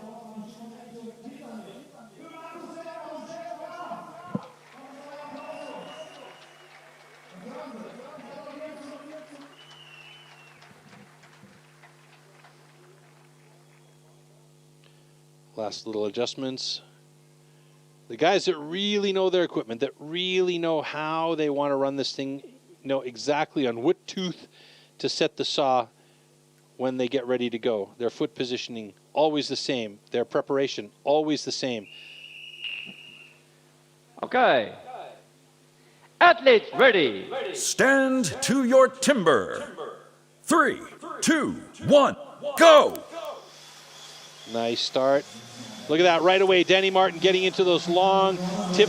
That tip is disappearing inside the block. This is going to be a good cut for Denny Martin. He's got a thin block, and he's going to get through there real fast today. Another national record, 11.93. A fantastic cut for Denny Martin. And Stefano Dwarka gets a 16.52 personal best. Outstanding run for both of these guys. And you had to know Denny Martin was going to come from behind and absolutely rock and roll to try and get the points that he needs to move into the top of that overall leaderboard. And he has done that just now. What a run by Denny Martin. Fantastic. He gets a new national record, the one that he held before, absolutely obliterated. Good job. Both cuts are good. And it is official. Stefano Dwarka, 16.32 in third place. Nils Müller holds on to second place right now, and Denny Martin pushed everybody down a notch to 11.62, and you can see right away, and we'll look at that in the slow-mo as well. Denny Martin, he's not even opting for the shortcut. He gets right into the flow of that saw. Tip to knuckles, every hit, every time, every draw, every stroke, using the entire length of the saw, and that's where the efficiency of that saw comes into play. With a good operator, you got no problem cutting through there in the fastest time possible. And look at that run from Denny Martin. There it is, right to the bottom, no hesitation at all, and at an 11.62 new national record, and that is a very pleased Denny Martin to get himself back atop the leaderboard. Let's see if he can hold on to that. For the moment, he's got 43 points. Marcel Steinkemper has 32, so if Marcel can get a good run, let's see. Rekord gesetzt. Kannst du bestätigen, oder? Ja, super geil, oder? So you just got a new national record. He says, yeah, super awesome, right? Danny, da steht heute auch so ein bisschen was für dich auf dem Spiel. Das ist auch so ein bisschen, ich sage jetzt mal ganz positiv, so ein bisschen Druck, den du vielleicht verspürst. Oder wie gehst du damit um? Das ist gerade aus dir rausgeplatzt nach der Singleback. Naja, ich bin nicht so richtig gut in den Wettkampf reingestartet. Und man sieht ja hier, die Jungs sitzen mir alle im Nacken und wollen mir alle in den Arsch treten. Und natürlich ist der Druck da. Und ja, ich bin dabei und gebe mein Bestes. So he's asked, you're feeling a little bit of pressure there. And, his answer was, yeah, you know, I didn't start so good. The other guys are right on my back and trying to kick my butt. But, you know, auf jeden Fall, ihr seid super. Danke, Klingenthal, Denny Martin! As always, Denny Martin confirms the audience here is fantastic. So you know Denny Martin's going to be working hard now that he's got a little bit of wind in his sails to try and get there. He's going to have to do a good job, and let's see how Marcel Steinkemper does up against Peter Bauer. These two guys can push each other, and perhaps we have a very quick time for Marcel Steinkemper. In this discipline, personal best for him is 13.94. If he could get even close to that, he'll be in second place and will take over top spot again in the leaderboard. Let's see.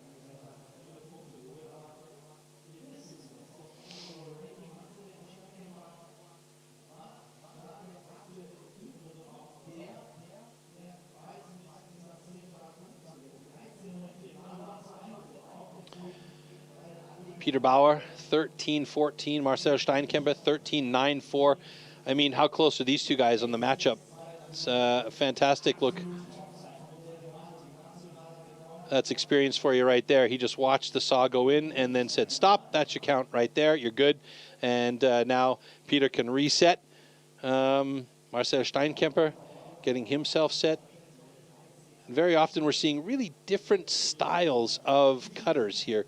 Some guys start with the tip of the saw really far out, like we're seeing here with Marcel.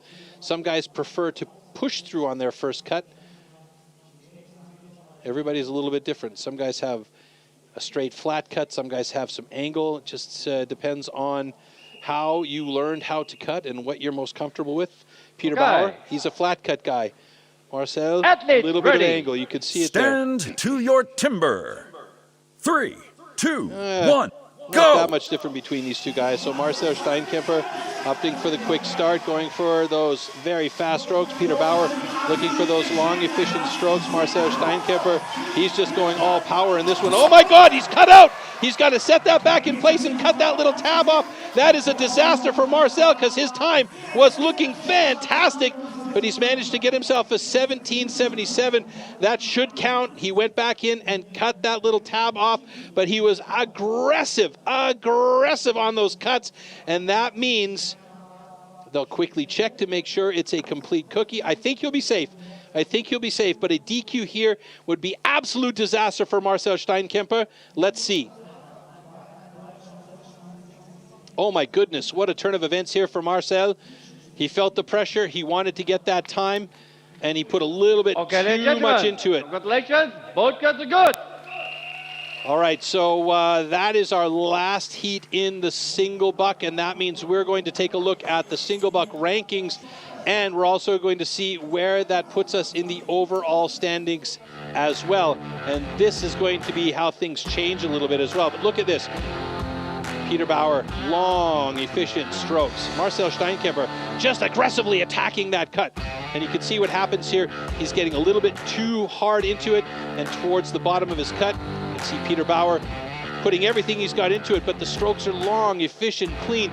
And right here at the bottom, he just put a little bit too much into it, and the saw bent. It stopped when it bent, and it pushed that block out. And right there, he's got to reposition that entire heavy saw and cut that little tab off in order for it to be a fair cut, for it to count, and for it not to be a DQ.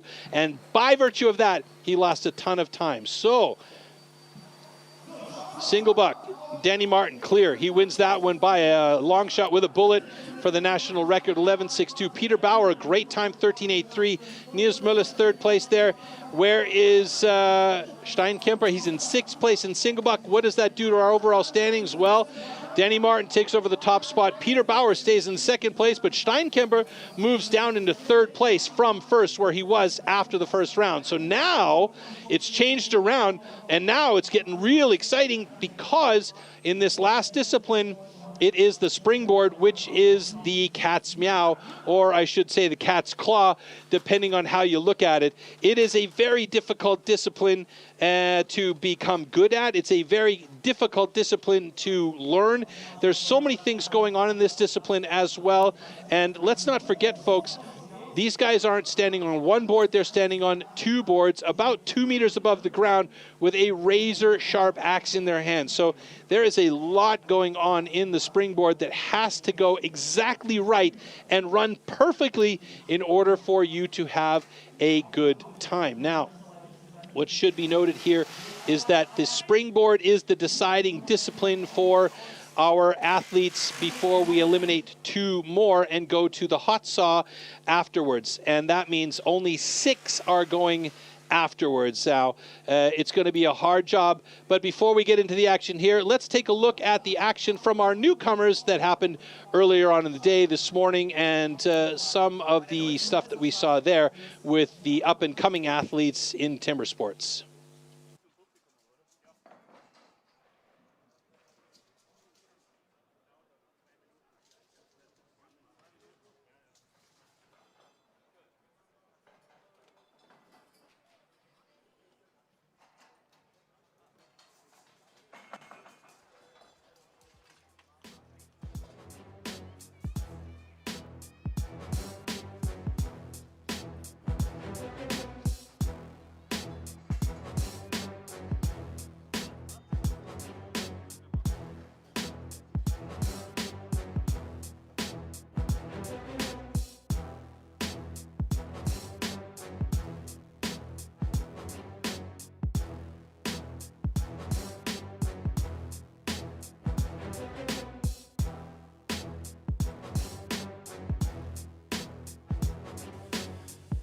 So Tim Anthofer, absolutely dominant in today's action during the German Newcomer Championship 2024. He stayed consistent throughout the entire round. Didn't win every discipline, but he was very, very close and among the top 2 to 3. And that was enough for him to take over the top spot on the podium and become your German Newcomer champion for 2024. This will also be the last season that Tim Anthofer will be participating as a rookie because he turns 26 next year, and that means he will move up to the pro ranks, and so should it be. And there we see the top 3 on our podium from this afternoon, and we've got an interview with him right now. Nicht nur der letztjährige Deutsche Meister, sondern auch der Titelverteidiger. Tim Anthofer, du hast es wieder gepackt. Deutscher Meister heißt du auch in diesem Jahr. Tim, you've done it again. You've won the German Championships. Ja, es war ein sehr durchwachsener Wettkampf. Nicht unbedingt super gestartet, aber ich konnte am Ende nochmal aufholen. Sehr guten Yeah, it was a great great competition. It didn't really start very well, but managed to pull it together at the end. And I just enjoyed the day, and yeah. Also Buschi würde dazu sagen, hinten kackt die Ente. Das hast du dir zu Herzen genommen. Hast hinten wirklich nochmal, ja, auch gezeigt, dass du Nervenstärke hast. Das war wirklich beim allerletzten Heat. Was macht das jetzt mit dir auch in Sachen Motivation für die nächste Station, und zwar die Pros? So I won't translate the first part of that, but what motivates you to keep moving and get up towards the pros? Bei der Singleback oder so muss ich einfach noch was machen, weil sonst wird das nichts. Aber dafür haben ja die Trainingscamps und dann gebe ich da noch mal ein bisschen mehr Gas. So he's und was sind noch so, ich sag mal, Goals in einer but as far as the other parts, then he's going to go to the training camps and just give it as much gas as possible. Ja, natürlich. Alle Titel, die man bekommen kann, bekommen. Ich habe jetzt dieses Jahr noch 2 Wettkämpfe im Ausland, versucht da natürlich nochmal alles zu geben, mich nochmal zu verbessern, vielleicht nochmal überall ein Personal Best zu bekommen, und das ist jetzt mein Ziel, wo ich dran arbeite. So of course he wants to win a lot of titles, and he's already done 2 out of the country, and trying to get as many as possible to try and improve himself. So ja, yeah, that's where he's at. That's his goal. Ein Trainingscamp eben, wo man eben auch sich austesten kann, kriegt man alles angestellt, Equipment und so weiter, und probiert es einfach mal aus und sieht dann, ob das was für einen ist oder nicht, und ob das dann wirklich nur einfach stumpf draufhacken ist oder ob da ein bisschen mehr hintersteckt. Ja, und neben dem training camps is the goal to try and test all the equipment, get the new stuff checked out, and see if everything's cutting the way it's supposed to cut, and that's the way it goes. Und wir machen jetzt hier nochmal richtig Stimmung. Ich glaube, we've got our audience there. Toby Witten doing a great job with the live audience on stage here. We thank him very much, and everybody seems to be enjoying themselves. Those people with parasols or umbrella, smart idea to keep that sun off your heads today. It is burning hot as we get ready on stage for our first Springboard.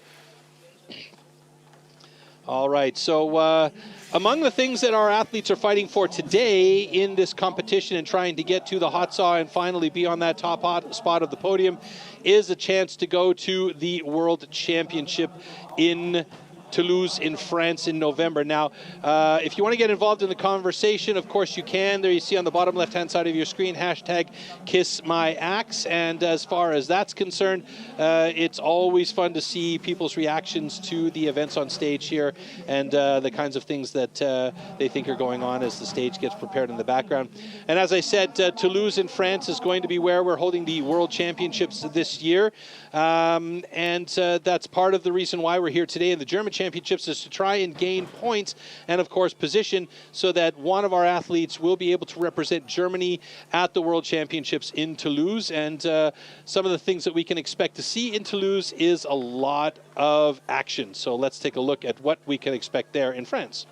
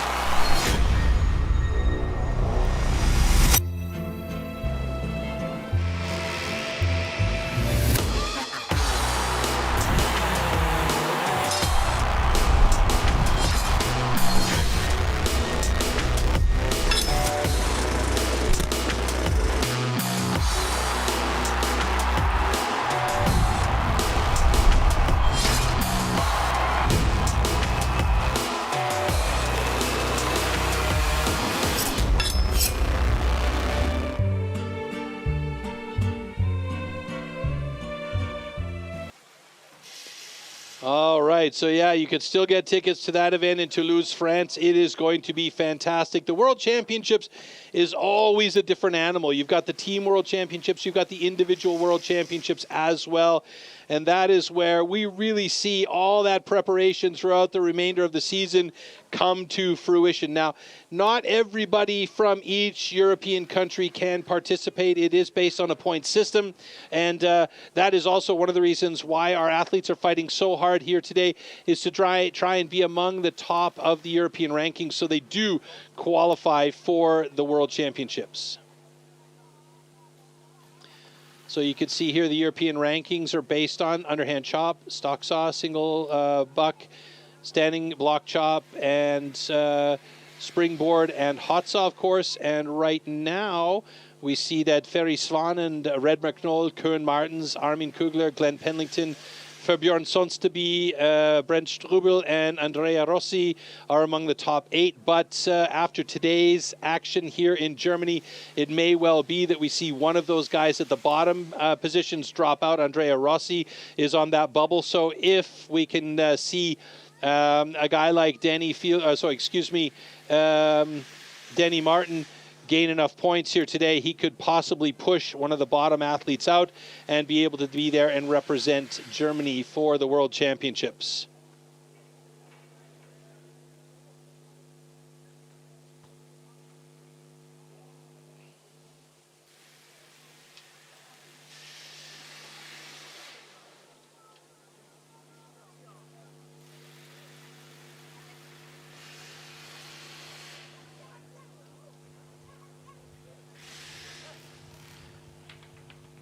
Ja, da ist sie, die amtierende deutsche Meisterin und sogar Weltrekordhalterin an der Stocksaw, Alrun Übing. Alrun, das ist insgesamt ein Sportholzfäller-Innen-Wochenende, auch weil morgen geht es hier weiter. Was steht morgen an? Morgen steht der internationale Frauenwettkampf an. Sowas wie eine inoffizielle Weltmeisterschaft. Und aus Neuseeland, Australien, Italien, Australien, Österreich, also Tschechien, überall, Schweden, Dänemark, ich weiß nicht, ich krieg sie gar nicht alle zusammen, sind Leute da und freue mich drauf, dass wir alle zusammen hier sind. Aus Kanada ist die Stephanie noch da und ein paar habe ich jetzt erst hier kennengelernt und es ist total cool, dass wir alle zusammenkommen und endlich mal zusammen einen Wettkampf machen können. So really short, tomorrow is the International Women's Cup with women from around the world, and she's met a couple of the ladies so that she hasn't had a chance to meet in past, so she's really looking forward to the competition tomorrow. Wettkämpfe gemacht und es waren sehr viele schöne Erfahrungen dabei und die Wettkämpfe sind natürlich auch eine super Vorbereitung auf einen wichtigen Wettkampf. Morgen sind wir 14 Teilnehmerinnen und das ist richtig cool, wenn man so viele Teilnehmer hat. Das macht einfach Spaß. So a lot of preparation on a very important competition here with 14 participants tomorrow as well. So it's really important for us to be able to compete and do well out there. Also diese Gemeinschaft, das bedeutet mir schon sehr viel. Auch dieses Reisen, Land und Leute kennenlernen, Sprache und Kultur und dieses Gemeinsamkeitsgefühl. Das ist einfach toll. Man sieht sich, natürlich ist man Konkurrent, aber man verlebt doch eine schöne gemeinsame Zeit und das ist das, was zählt. Und ich lebe das einfach und ich fahre natürlich zum Wettkampf, fahre nach Hause, gehe arbeiten und fahre wieder zum Wettkampf und es ist einfach cool. So the togetherness of this particular event is very important. Traveling, the culture, learning new people and meeting new people and being able to travel together. And of course, they're all competitors against each other, but at the end, it's just the togetherness and makes it really worth it. Die Beste wird morgen gewinnen. Wir freuen uns drauf. Alrun Übing, danke dir. All right, Alrun just finishing off with saying that tomorrow is going to be an interesting and great competition, and the best will win. So we'll have big hopes for them. And hey, we got a world champ in the house. Look at that.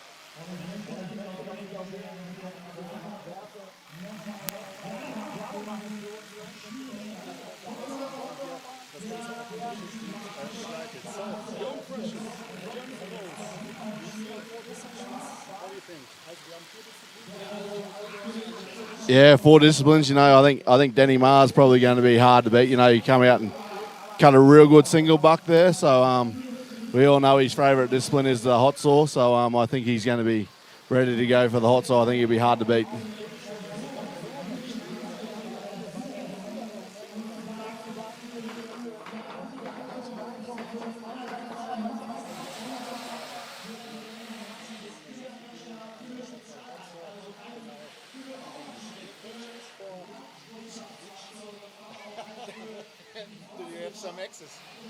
I did, but Denny brought one and Marcel brought one, so they're gone. I think Marcel used him in that center block before, so it was a good axe too. I've got a question for you. How come you're not chopping this year? I have an accident. Accident? Yeah. What? You're all good for next year? Yeah, for next year. year. No, for the World Championships, I'm ready. Oh, yep. I also come with the team. Yep. Next year I will be starting. Ah.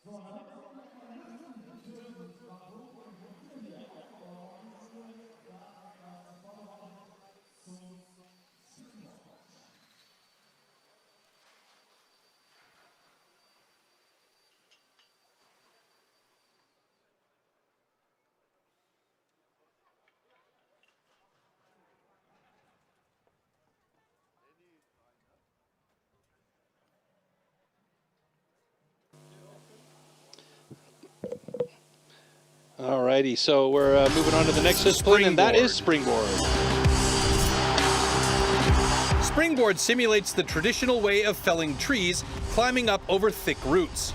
First, notches known as pockets are chopped into the log.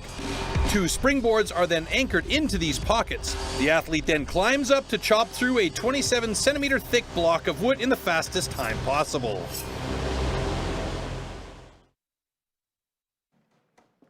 Okay, there's our start list, and I should apologize. I created a world champion out of Mitch Argent, but it is true. He is a world champion with Team Australia and the Chopperoos, just not the individual world champion. But it was nice to have him there in the interview with Guido and Christoph as we see our stage finally ready.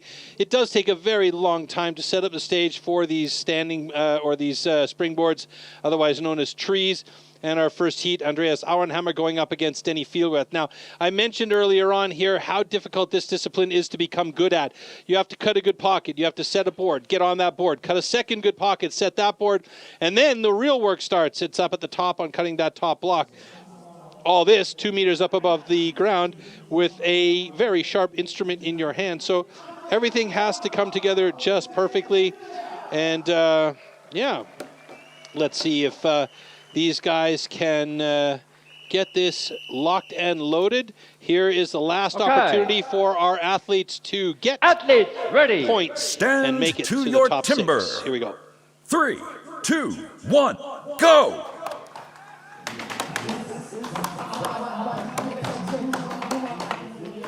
All right, that's a high 5-hit pocket for Auernhammer and a 6-hit pocket for Denny, and both of them moving up to set their second pockets.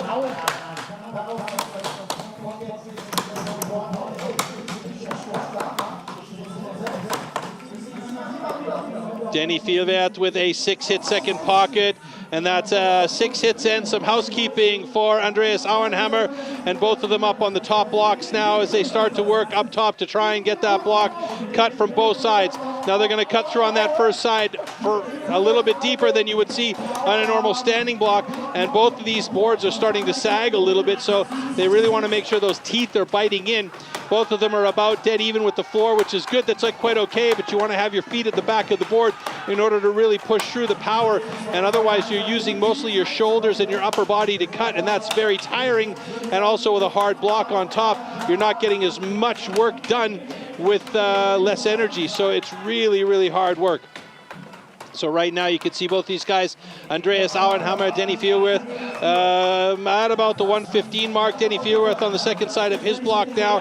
Feels like he could get through there. Trying to work it. Oh, it's wiggling and waggling a little bit. There it goes! Denny Fielwert, 123.27. A little bit slower than his best time. Andreas Auenhammer, this is not his discipline as he goes straight cut, and a little bit more housekeeping on the front there, trying to get it as deep as possible. And now he'll switch to that, what I call awkward angle. And his board, his top board is sagging badly as it's starting to let loose a little bit. Hopefully it stays on there. From this angle, it'll look more than it really is from real life, but he's got to get it done in 1:54.05. That is a personal best for Andreas Auenhammer. Great job to keep it under 2 minutes. Fantastic run. Love to see those best times fall, and obviously these guys are always looking to improve on those times and try and get it faster and faster and faster.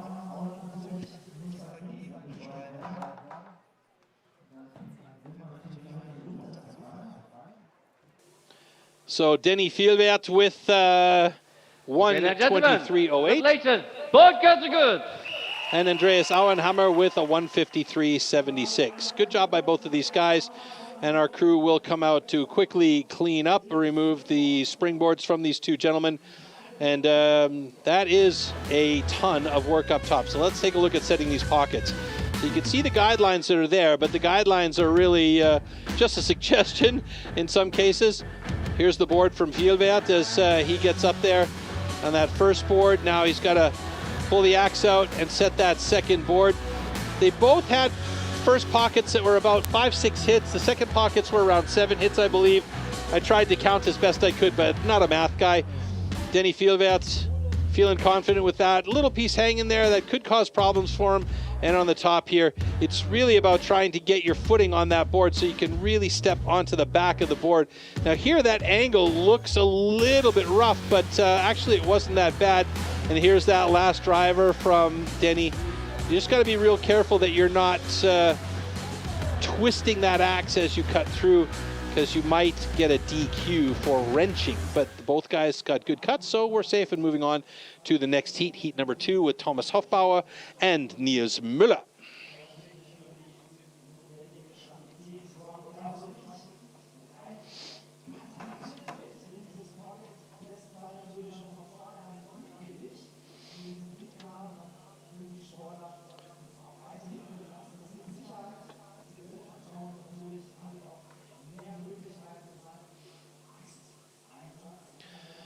So Thomas Hofbauer setting up there, and we're looking at Nils Müller, Thomas Hofbauer, both around the same time for the Springboard, 1:31.96 and 1:33.77 respectively. Thomas Hofbauer with the quicker time, and obviously these guys are always looking to improve on their time. And I think the biggest improvements on your time are getting those pockets set and getting up into position as quickly as possible. Obviously, you need to practice a ton to make sure those pockets are done exactly right. Athletes ready. Here we go. Stand to your timber. 3, 2, 1, go!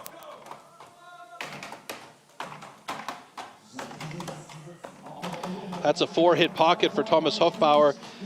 Oh, and that's a nice board right there. A bit of a deep angle, so might be a little bit ungainly for him. Nils Müller up on his board after about 6-7 hits, I think. I didn't get a count on his. I only saw Nils Müller, or Thomas Hofbauer, excuse me. But Thomas Hofbauer with another board set very quickly.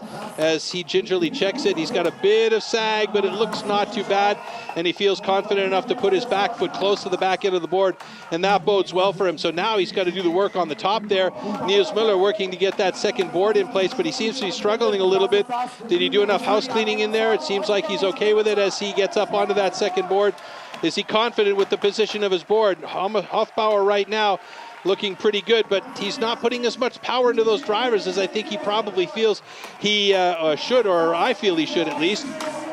But now he seems to be getting into it. The confidence seems to be going. He's driving a little bit faster, but maybe with not as much power. And look how high up he is. That is massively high in the air. And again, you don't want to mess around when you're up that high.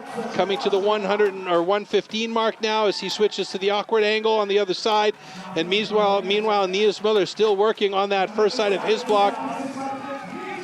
Thomas Hofbauer, here we go. He's going to get through there. Is he going to improve on his record? Yes, he is. A 1:26.76, and he beats his own record by a good 3.068 seconds. And so Thomas Hofbauer walks away with a personal best here. Niels Müller will not do that. He's still working on that first side, struggling a little bit with that board, sagging some now. That means he's walking forward on the board, which means he's not using as much power as he could in the hits. And he's all upper body at this point and going straight in because you can see the fatigue starting to set in. So for Niels Müller, it's a real tough slog right now as he's getting to the 2-minute mark. He's only got 30 more seconds to finish things up there as he is working hard still on the first side. He's got to get to that second side and cut through for this time to count and him not be DQ'd for exceeding the time limit. So he has to switch soon. He's got 10 seconds left. Will he be able to do it? He's got to get through on that second side there. I don't think he's going to make it, though. There's just too much material in the way. And that is going to be a DQ for time exceeded. They're going to let him cut that off at the top, but it was oh so close. It was just about 3-4 seconds too long for Niels Müller, unfortunately, and he gets a DQ. But Thomas Hofbauer with a great job at personal best 1:26.48. I'm telling you, man, this is a difficult discipline to work with. And you really need to be on point with everything. Now, Thomas Hofbauer did a great job setting those pockets. I think he had 2 4-hit pockets, or at the very least, he had a 4-hit and a 5-hit. And that is really what you want to do. You want to get those quick pockets, get that board in place, and then get up there and start working as quickly as you can on that top block. Okay, ladies and gentlemen, unfortunately, we have to queue on stand 4 for exceeding the time limit. However, stand 2 is good.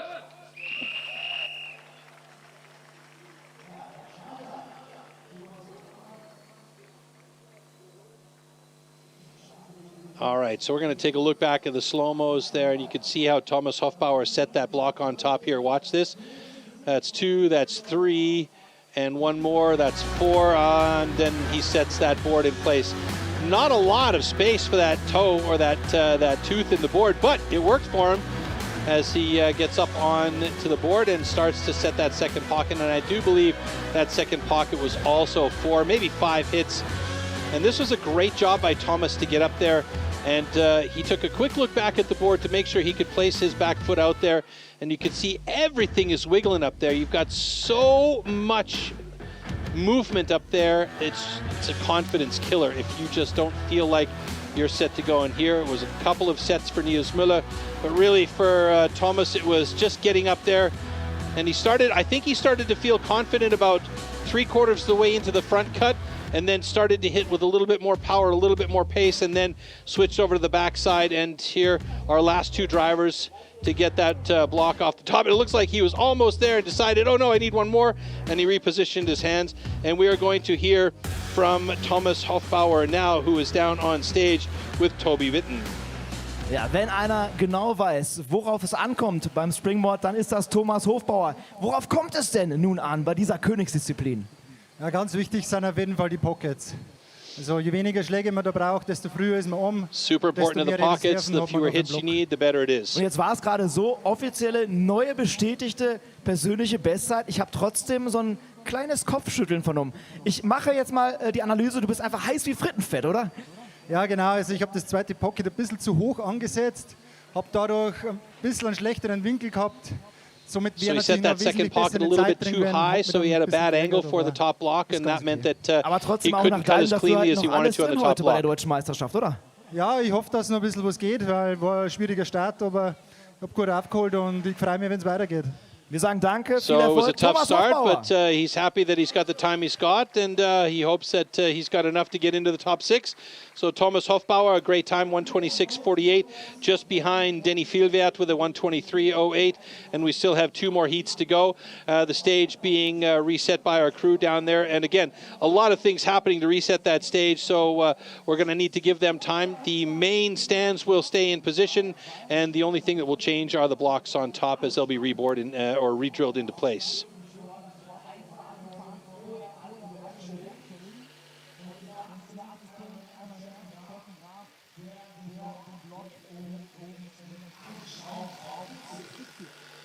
All right, so the guy's talking a little bit about how this discipline really is going to be the design and the decider who's going to get into those top spots. And before we do and give these guys a chance to get continued, let's take a look at how the wood that they're using here is produced in premium wood.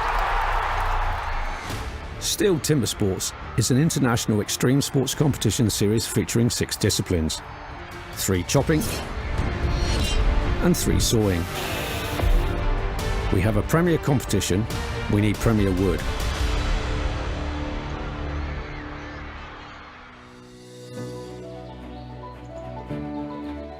The biggest challenges that I face as part of my role is to ensure that our competitions are supplied with the highest quality wood. Each individual tree is examined for its conformation before processing. We need to make it fair for all athletes. So we are selecting different sections of the trees to use for each of our specific disciplines. Once the trees are felled, extracted and transported to our facilities, we measure, mark and then cut the wood into sized blocks. We then peel the blocks ready for competition.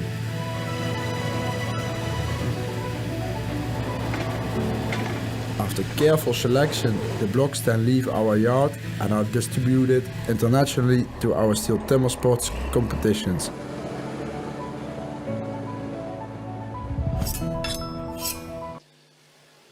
All right, it looks like they're pretty close to being finished in the background behind our 2 German moderators there as we take a look down onto the stage. The last block's being drilled and secured into the top spot. What's important to note here is that the athletes that are competing on each of these stands must drill their own blocks that have been drawn into the block top so that they cannot say anything about somebody drilling and positioning their blocks incorrectly for them.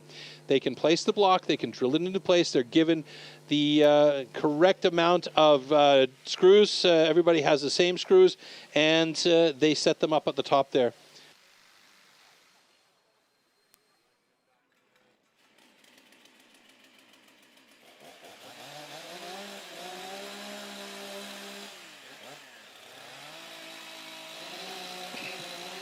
All right, so it looks like we are very close to being finished on the stage there. Before we go to the stage, we're going to take a quick look at commercial break from one of our sponsors so that we can say thank you for all their support, because without them, we wouldn't be here.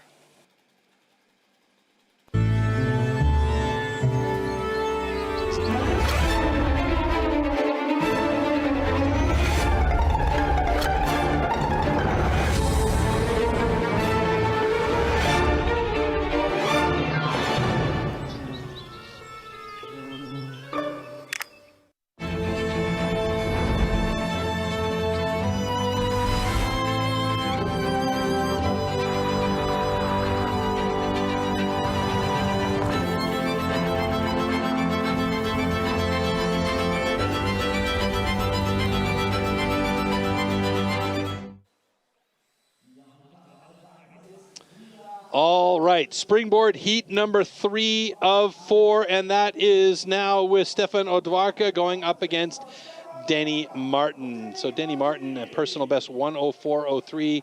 Stefan Odvarka, personal best 127.38. Now, I do know that Denny Martin doesn't love this discipline. I also do know that he has been working his butt off in this discipline to make sure that he absolutely has everything that he needs to be able to be successful here, and he does need to be successful here if he wants to defend his title.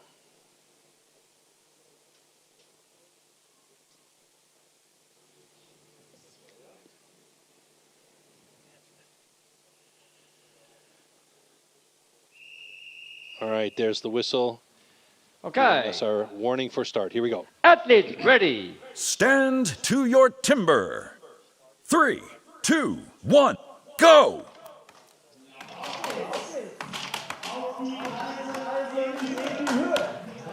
Five-hit pocket for Denny Martin. Stefano Dwarka's got 6. Denny Martin's onto that second pocket set now.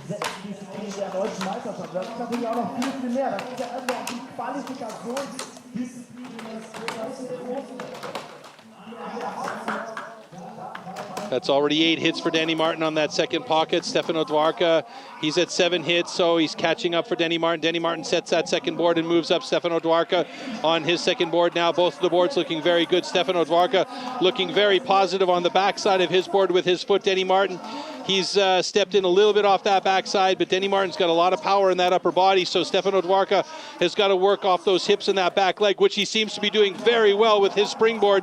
Denny Martin's got some big chips falling as he tries to do a bit of house cleaning there and keeps working on that top block. The time is running away for these guys. Just closing in on a minute here. Denny Martin looking very good, like he might get a good time here today as he is deep through on that first side. Stefano Dwarka not too far behind. Denny Martin now looking very clean on the second side as he goes to that awkward angle. He's going to get it. It's going to go down in 1:12.02 for Denny Martin. Great job by the German man. And that means that he will take over the top spot in springboard. And Stefano Dwarka moves on to the second side of his block now as he is trying to break through and drop that thing off the top. He wants to try and beat 127. He's not going to do that today as he is getting past the 135 mark here. And might have left a little bit too much on that first side as he's trying to find a line through there. Getting close now, 145 coming up. So he's still got time to get through there. He should be able to do it, but he's chosen a really, really difficult route to get through there, 152.82. And that puts him in 4th place currently in springboard. Denny Martin and Denny Vielwerth in 1 and 2. Thomas Hofbauer in 3. Stefano Dwarka in 4 with a readjustment of time at 152.49. So really good first set of pockets for Denny Martin and for Stefano Dwarka. The top pockets took a little bit longer for both of the guys. Stefan was a little bit faster on the top pocket. Okay, ladies and gentlemen, congratulations. Both guns are good. Nevertheless, Denny Martin top spot right now in springboard, and that leaves one more heat to go to determine who is going to be eliminated. So right now, Andreas Auenhammer and Nils Müller are in those 2 positions to get eliminated. Peter Bauer and Denny Vielwerth have yet to go, so it looks like we are definitely going to lose Andreas Auenhammer and Nils Müller as we take a look at some of the slow-mos here with Peter Bauer and Marcel Steinkemper yet to do their springboard. And again, like I said, Denny Martin has been working hard to try and improve his speed on springboard, but there's so many things that have to go exactly right for the springboard to go fast. And that is quick pockets and a very fast top block. And that board from Dwarka, wow, that looks scary.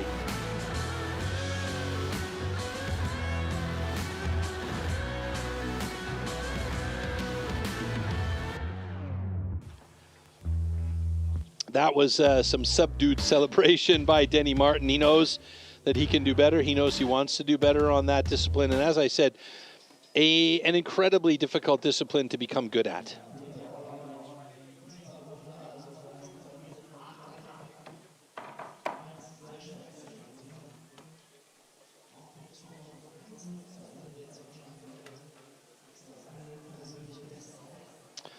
All right, last minute setups on stage for Peter Bauer and Marcel Steinkemper.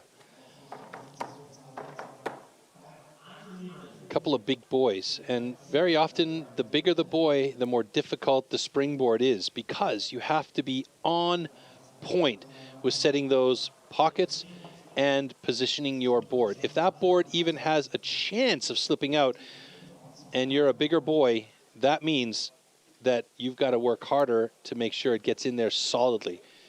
So, whistle blast coming up here as we get ready for our final springboard heat. Okay. Athletes ready. Stand to your timber. 3, 2, 1, go! Four hits for Peter Bauer. Gets the board in place. 6 hits for Marcel Steinkemper. Gets his board in place. This bottom board is not nearly as important as that top board.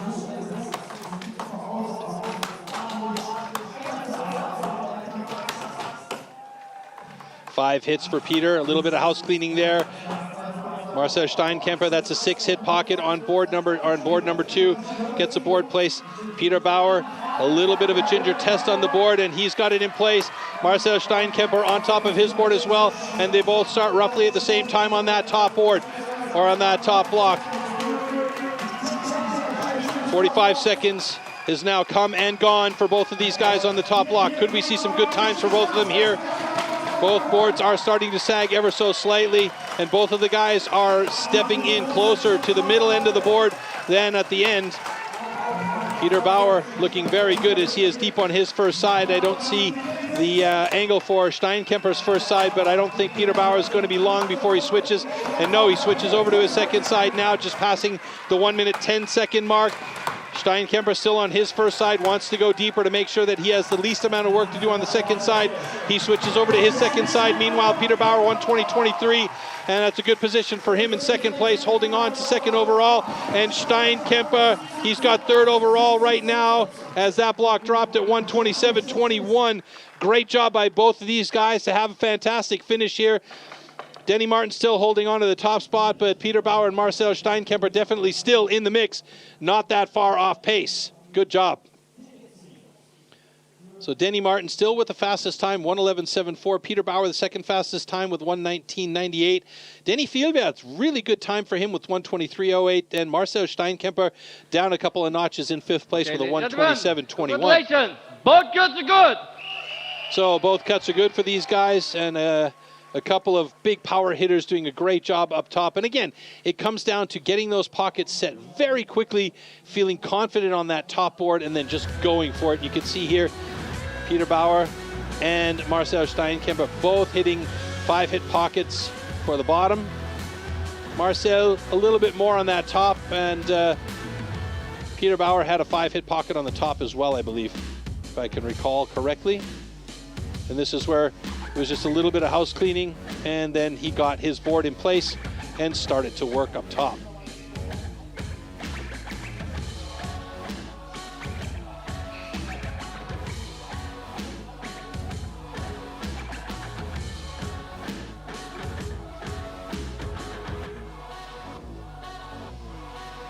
And here we see those last couple of drivers from Peter Bauer.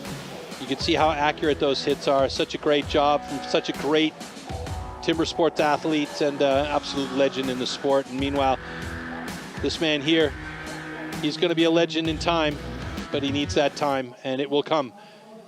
So springboard, final results. Denny Martin did a great job here, both in the single buck and the springboard, to win both of these events. So that's put him in good position to go to his favorite discipline, and that's the hot saw. We will lose 2 athletes from the overall list here. Let's take a look at that, how that's changed. So Marcel Steinkemper moves back up into third place, just behind Peter Bauer and Denny Martin in first place. Stefano Dwarka, Thomas Hofbauer, and Nils Müller will be going on to the hot saw. We will unfortunately lose Denny Fieldwert and Andreas Auenhammer, as they are down at the bottom of a list in positions 7 and 8. And so we take a look at how that now changes as we move towards our third round. Second round, you can see here in single buck now, in springboard, the positioning and the changes here in the overall. And that means those top 6, Denny Martin, Peter Bauer, Marcel Steinkemper, Stefano Dwarka, Thomas Hofbauer, and Nils Müller will move on to round 3 and the hot saw. All right, so that being said, the stage is cleaned up quickly for our discipline with the highly anticipated motorhead machines. If you like noise, if you like fuel injected craziness, then this is absolutely your discipline. The power saws known as hot saws are coming up. Absolutely massive, powerful saws with chain speeds up to 200 kilometers per hour, if not faster. They cut through these blocks like butter. The problem is controlling these beasts to cut 3 cookies in an allotted 15 centimeter space in the fastest time possible. We'll get a chance to take a look at these machines shortly, and we are going to take a look now at why they call this the make or break discipline.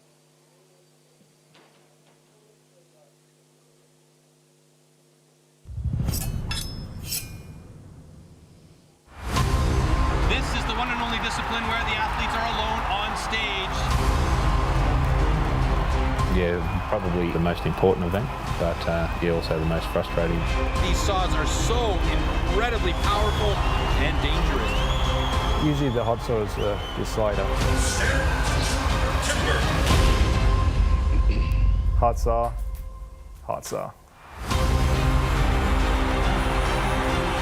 I can't describe to you when we're out there under pressure. Starts well, first disc looks solid, cut is good. You know, you're always ending the competition on a hot saw, so you know where you're going to be at when you finish. So you're either at a real big high or just is what it is. Nice clean cut, easy, relaxed.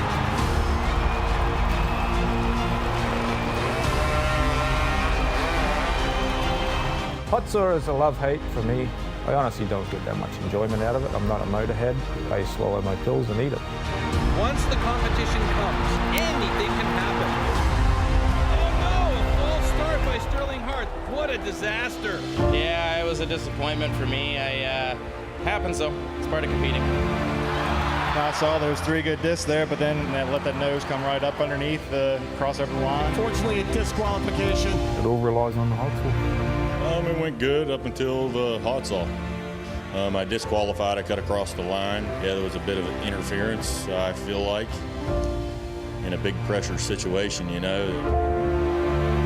What are you taking away from this event? Oh, probably last place. I don't know, headache. Yeah, shit hot saw. What else do you want?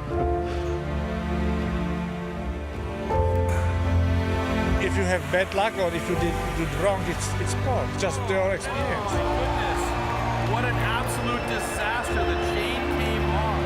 I was not disappointed because everybody see that I can be with the guys in front. It was a bit of a disaster, so it was just operator error, and I didn't perform as well as I would have liked to. Nice safe cut. Oh no! Oh no! Never prepared for that situation, but luckily it started and I got 3 wheels and now I'm the world champion. Yeah, it's the make or break event, you know. I think you love it and you hate it. Das ist eigentlich immer ein geiles Ding. Ich schneide immer sehr sicher. What was going through your head when that gun fired? 4.62 seconds. That's pretty hard to believe right there. Just try to make 3 good cuts and no disqualification. The hot saw is where it's all won, so that's the best event.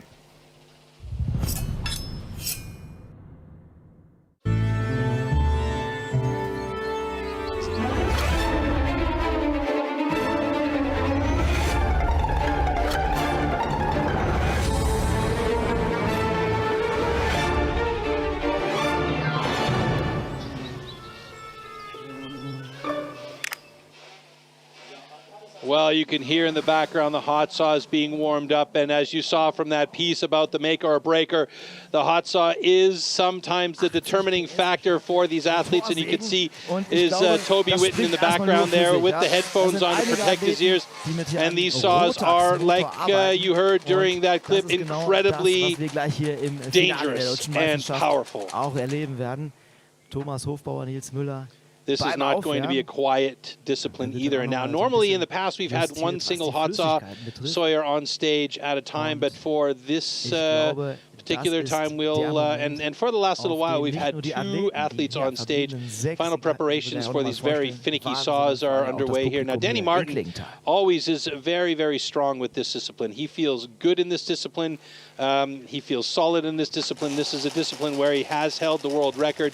Adam Lethko at the moment does hold the fastest cut in the world record at 4.62 seconds. And Danny Martin is obviously going to be focusing highly on getting the fastest time possible here today in this discipline, just so that he can take away the championship title again and 5-feet it, but also he would like to have that world record back. You know, once you have that world record, you definitely want to have it back. You don't want to give that thing away. And you could see here that Danny doing those last-minute preparations on that chain.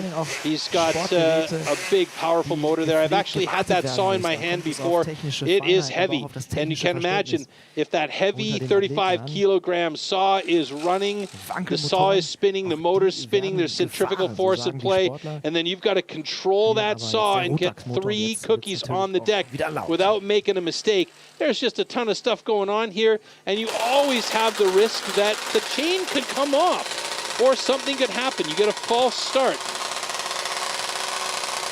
You can hear here just how loud these machines are.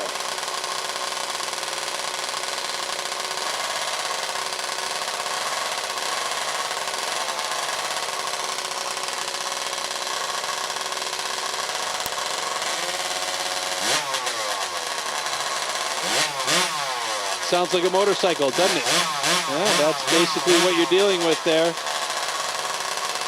252 stroke. Unbelievable. You can see Guido just taking a look down behind the scenes there where the guys are doing the warm-ups on the saws. And there is noise aplenty for us here. And for all you gas heads out there, this is absolutely your discipline. The first heat on stage will be Niels Müller going up against Hofbauer, Thomas Hofbauer.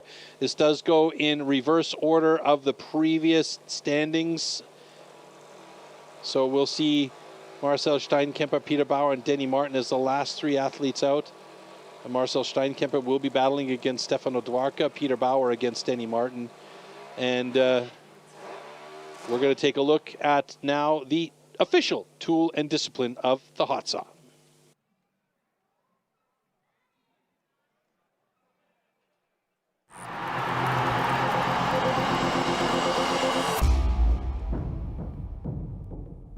These custom handmade race-tuned machines are built for maximum power and precision and to cut the wood as fast as possible in a competition.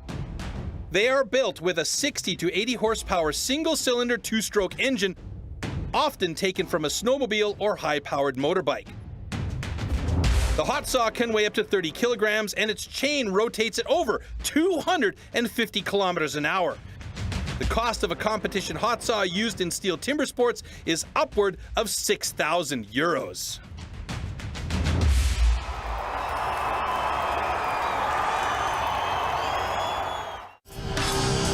Hot saw. For the hot saw, power saws are called into action and the athletes have a space of 15 centimeters to cut 3 complete discs off a 46 centimeter thick wooden block. Jumping the start or cutting over the line will result in a disqualification.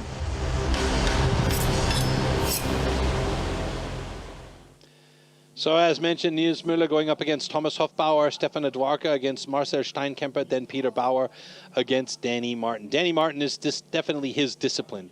It's his discipline to win, it's his discipline to lose, and it's his competition at this point to lose. He is in the lead with 59 points, but Peter Bauer is only 3 points back. So if Danny Martin gets anything less than a 3rd place and Peter Bauer manages to get 2nd or 1st, he's got this one in the bag. Marcel Steinkemper in 3rd place also has an opportunity, seeing as 18 points are up for grab. Marcel Steinkemper with 46 points could take over the top spot if Danny Martin or Peter Bauer, either of them have major problems with their saw. So I'm not going to say it's all to play for, but there are definitely some positions that can be changed in the top 3, perhaps even the top 4, when we look at the overall standings here, because between Stefano Dwarka and Danny Martin is Yeah, not that much.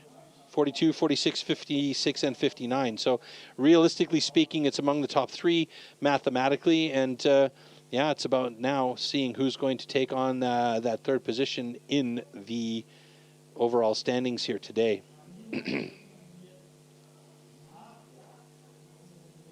Niels Müller ready to go. All these guys had their saws warmed up, prepped, and checked earlier on.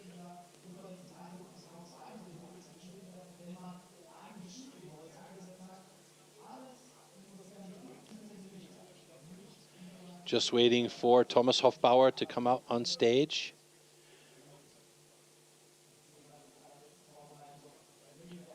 And again, this doesn't come down to the power of the operator. Of course, that plays a role in this particular situation simply because of the weight and the moving parts of the saw. You need to have power, strength, and control.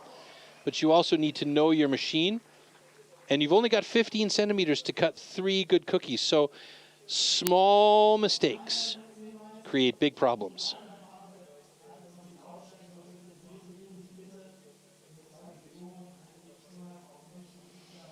It's like driving down a German highway at 200 kilometers per hour as opposed to 90 kilometers per hour. You move the wheel a little bit at 200 kilometers an hour, you get big reactions in the car compared to 90 kilometers per hour. It's the same idea with these saws. Small mistakes create big problems. So you want to be as accurate and clean as possible. Warm up your saw.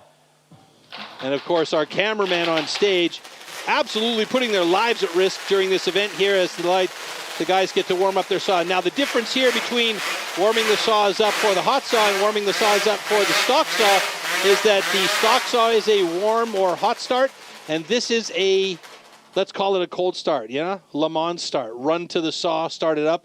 In this case, they're not running to it, but they are having to start the saw with that pull. And sometimes that pull causes problems to where the saw doesn't start. And that is where we have our problems with these finicky machines. With high-performance machines like this, sometimes the smallest things can cause issue. All right? Now we've got just under 20 seconds for these guys to finish their final preparations, re-wrap that starter cord, and get ready to go. Niels Müller on the left in the gray, Thomas Hofbauer on the right in the blue. Athletes, ready! Stand to your timber. 3, 2, 1, go! Hofbauer with a good start. Niels Müller also looking good. Hofbauer's got a nice 3rd cookie looking. And both of them are down. Niels Müller with a 6.69. Hofbauer with a personal best 7.64. And I remember a few years ago when the 7.64 was an absolute record. And looks like both guys have good cuts there on their hot saw. So that is going to bode well for both of them. Niels Müller jumps up to 53 points after hot saw. Thomas Hofbauer up to 52. So still a little bit back of Peter Bauer and Denny Martin.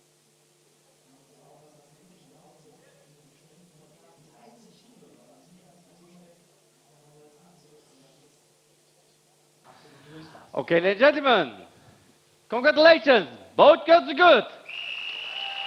All right, personal best for Thomas Hofbauer. Love to see that. Niels Müller, what a character, giving the crowd a bow. And we will take these big beasts off the deck and get the deck cleaned up and ready. And we'll take a quick look at the replay here. Look at that machine kick for Hofbauer as he puts it into the wood. Great control there by Niels Müller as well. He had to make that 2nd cookie real nice and thin in order to give himself some room for the 3rd cookie. You don't want to make a mistake of cutting over the line here, especially when you've got a good one. And look at that kick in. Oh my God, the power. It's insane. A little bit of a floating transition, but that 2nd cookie was nice, and he got real close to the line on the 3rd cookie, but he didn't cut over the line. He kept everything nice and clean, and he got himself a personal best. Great job. All right, coming up next, we have Stefan Odvarka going up against Marcel Steinkemper. Definitely not Marcel's discipline. You could see that from the time. Tail of the tape has Odvarka with a definite advantage here, 5.98. Not really far off world record status here, or national record. Meanwhile, Steinkemper struggling with a 10 and change time on hot saw. Maybe, just maybe, he can improve that here today, which would really be great for him because he's had a fantastic run today. The opening 3 disciplines of round 1 were absolutely Marcel's. Absolutely. He ran the show up there. It was a great job by Marcel Steinkemper. He put himself in a great position. Then he just lost it a little bit with the single buck with that cutout and having to reset the saw. And obviously everybody running a little bit slower on that springboard, which was a bit of a deciding factor for a couple of these guys. So this could be a redemption cut for Marcel Steinkemper if he can really get a good cut in and stay under 10 seconds. Let's see if he can pull it off today. Okay, gentlemen, warm up your saw. Oh, a couple of beasts. A couple of beasts on stage. Fantastic.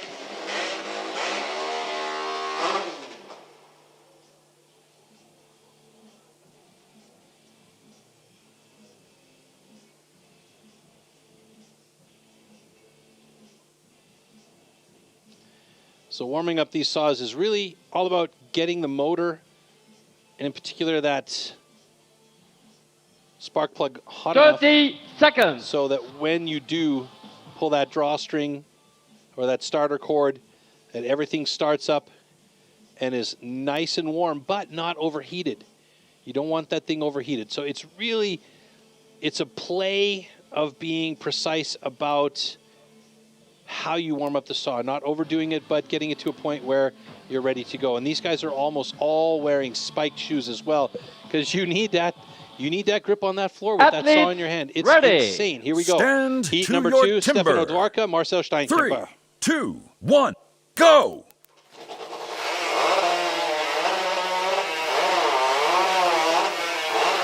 Oh, Marcel Steinkemper fighting with it, but he's got 3 on the deck. 7, 6, 8. Stefano Dwarka 6-8-2. Boy, Steinkemper was fighting with it. Holy moly. It did not want him to stand still. That saw was pulling and pushing him like crazy. And when Steinkemper can manage to get that stability for his cuts, he is going to be a threat to all the other guys. If you look at the cut from Marcel Steinkemper, a 7.56 personal best, a great job. Okay, ladies and gentlemen, congratulations. Both cuts are good. Well, I've never seen anybody struggle with the saw like that before, and that is a testament to the absolute power of these saws. They are beasts. Let's take a look back at that slow-mo here. Watch what happens. Steinkemper trying to find his footing on that first cut. It pulls him in. I want to get back to Steinkemper's slow-mo here. Dwarka looks very solid here. Second cut, nice and thin. Paused a little bit in the middle of the cut. Third cut came close to the line at the top, but he had some space and he was clean with it. Shut down everything. Meanwhile, you can see Steinkemper struggling to find his footing as that saw just wants to take him where it wants to go. And the last cut's through. It's a great job by Steinkemper to get that 7.56. Let's watch this again. Replacing his foot, trying to find the footing. There's cut number 2, pushing into the saw. It wants to fight him back, and then it's pulling him in. It's trying to control him. He needs to control that saw, and he did it at the end. That was a great job by Steinkemper to really fight through that cut with a 7.56, so good job. All right, so our last heat of the day. Danny Martin, national record, 4.84. That is an insanely fast time. It is nuts. Peter Bauer, the personal best, 5.59. Both of these guys insanely close. Huh? World record, let's not forget, is 4.62. So Danny Martin, if he can get that 4.84, pick up the pace a little bit, you know, he'll be excited. Absolutely. Captain Obvious over here.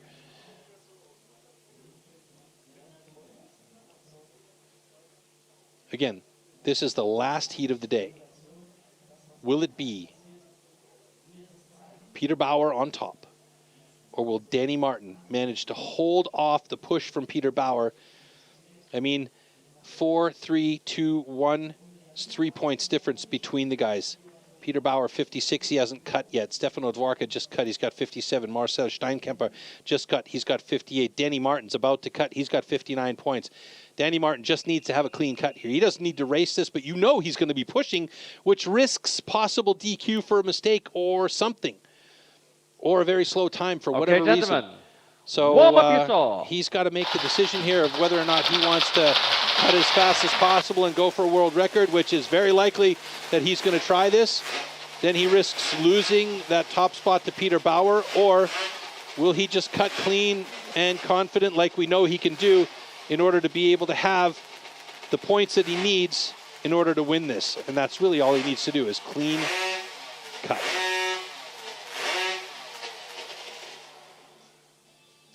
So last bit of 30 his seconds. starter spool connects the safety cord. You can see those spiked shoes from Danny Martin. Peter Bauer getting ready. This is our last cut of the day, ladies and gentlemen.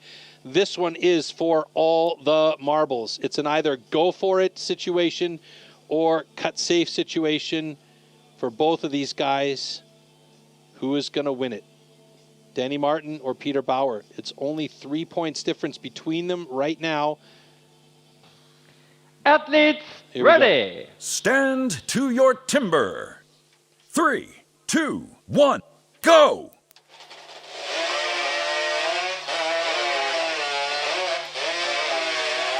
Well, Peter Bauer struggling with his saw today as well. Danny Martin is 6.46, and that is going to be it. Fastest time for Danny Martin, and that is going to mean he's got the win today. And barring anything as far as a DQ or something like that with an incomplete cookie, he is going to be your German champion for the 5th time in a row. Judges double checking each block, and you can see Peter Bauer, yeah, that saw was pulling him all right.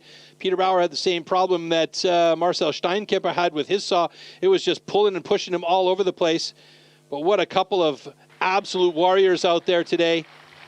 Okay, ladies and gentlemen, congratulations. Both cuts are good. And that means Danny Martin will take first place in stock saw as well as first place in the overall standings. I don't think there's any arguing that. Danny Martin was 77 points. Peter Bauer was 71 points. That's still unofficial until we see the last bits of our rankings. But come on, let's be honest here. There's no two ways about it. Danny Martin is your champion for sure.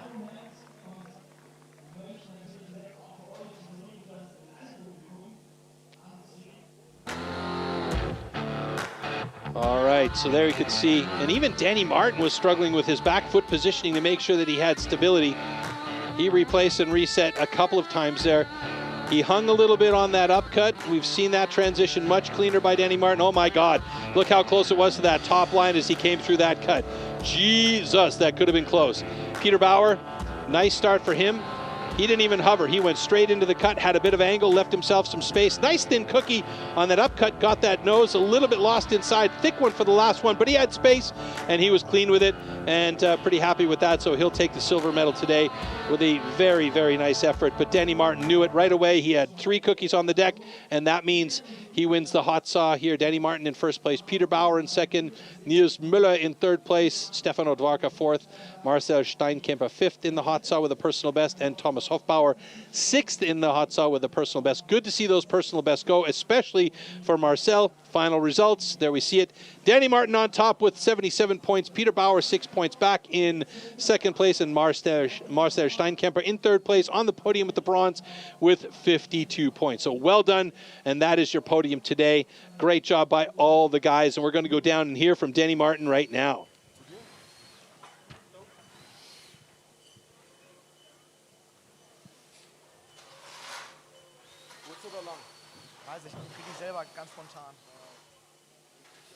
Da ist er, Danny Martin, Deutscher Meister 2024 und damit jetzt auch 5-facher Deutscher Meister. Keine große Frage, einfach nur, was fühlst du gerade? Ja, ich bin überwältigt. Ich hatte sehr viel Druck gehabt. Ich habe 2 Wettkämpfe dieses Jahr abgeliefert, die ja, sehr viel Druck erzeugt haben heute.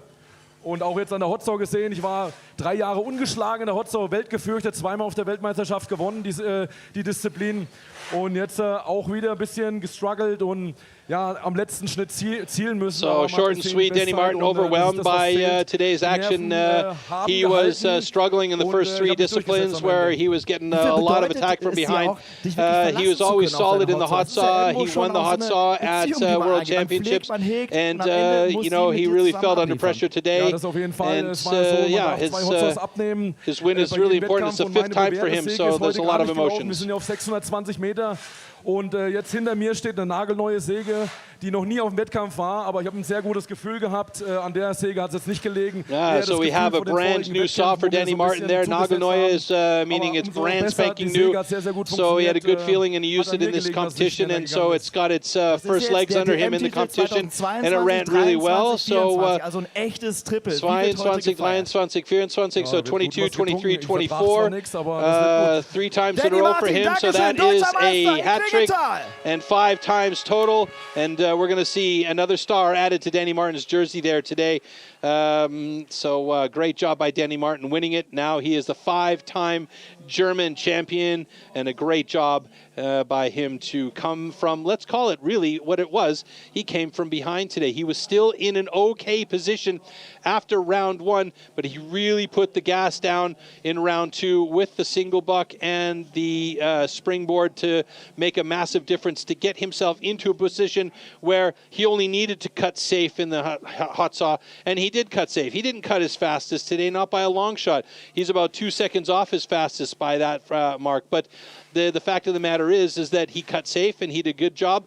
And now we have a 5-time German champion, and with that, I believe that he'll have enough points in the European standings to be able to represent Germany at the World Championships in November in Toulouse, France. So looking forward to seeing him there, hopefully. I don't think there's any question that he will be there, as he had some excellent times today. Yeah, he struggled at the beginning, but like I mentioned early on in the show, he's been here before, he's been there before, he knows what he needs to do.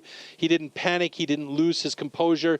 He did exactly what he needed to do in order to catch up with Marcel Steinkemper, who basically ruled the roost for the first 3 disciplines.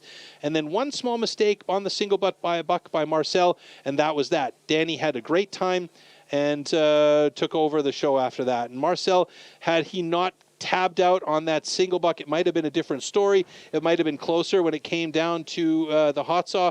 And we saw that Marcel had a great hot saw cut, personal best, and improved his personal best by nearly 3 seconds. So that was a great job. So now we're going to go down to the stage for the awards ceremony.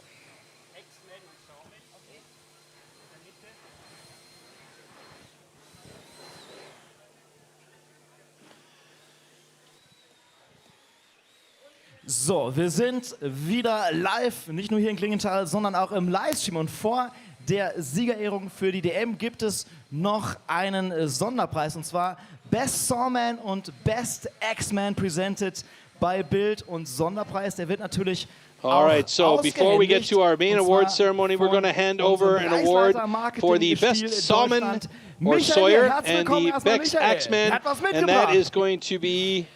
Ja, und Best Sawman, Best X-Man presented over by das Michael ist Lear. heute ein Sportler geworden. Wir sagen herzlichen Glückwunsch, Danny Martin! Leader Marketing for Build Deutschland, I believe. No, excuse me, Marketing STIHL Deutschland. Ja, auch das hast du dir noch gesichert, Danny. Da gibt es jetzt ordentlich Preise, noch vor der eigentlichen DM-Siegerehrung. Christine Radke, Managerin STIHL Timbersports Deutschland, ist auch wieder mit dabei. Und da gibt es gleich 2 Emmys, 1,72. Oh, ja, wie soll er das alles tragen? Look how cute these little saws are. Danny Martin, Best Sawman, Best X-Man presented by Bild. Wow. Danny Martin getting Best Sawman and Best X-Man. So Best Sawyer, Best X-Man all together in one. So great job for Danny Martin.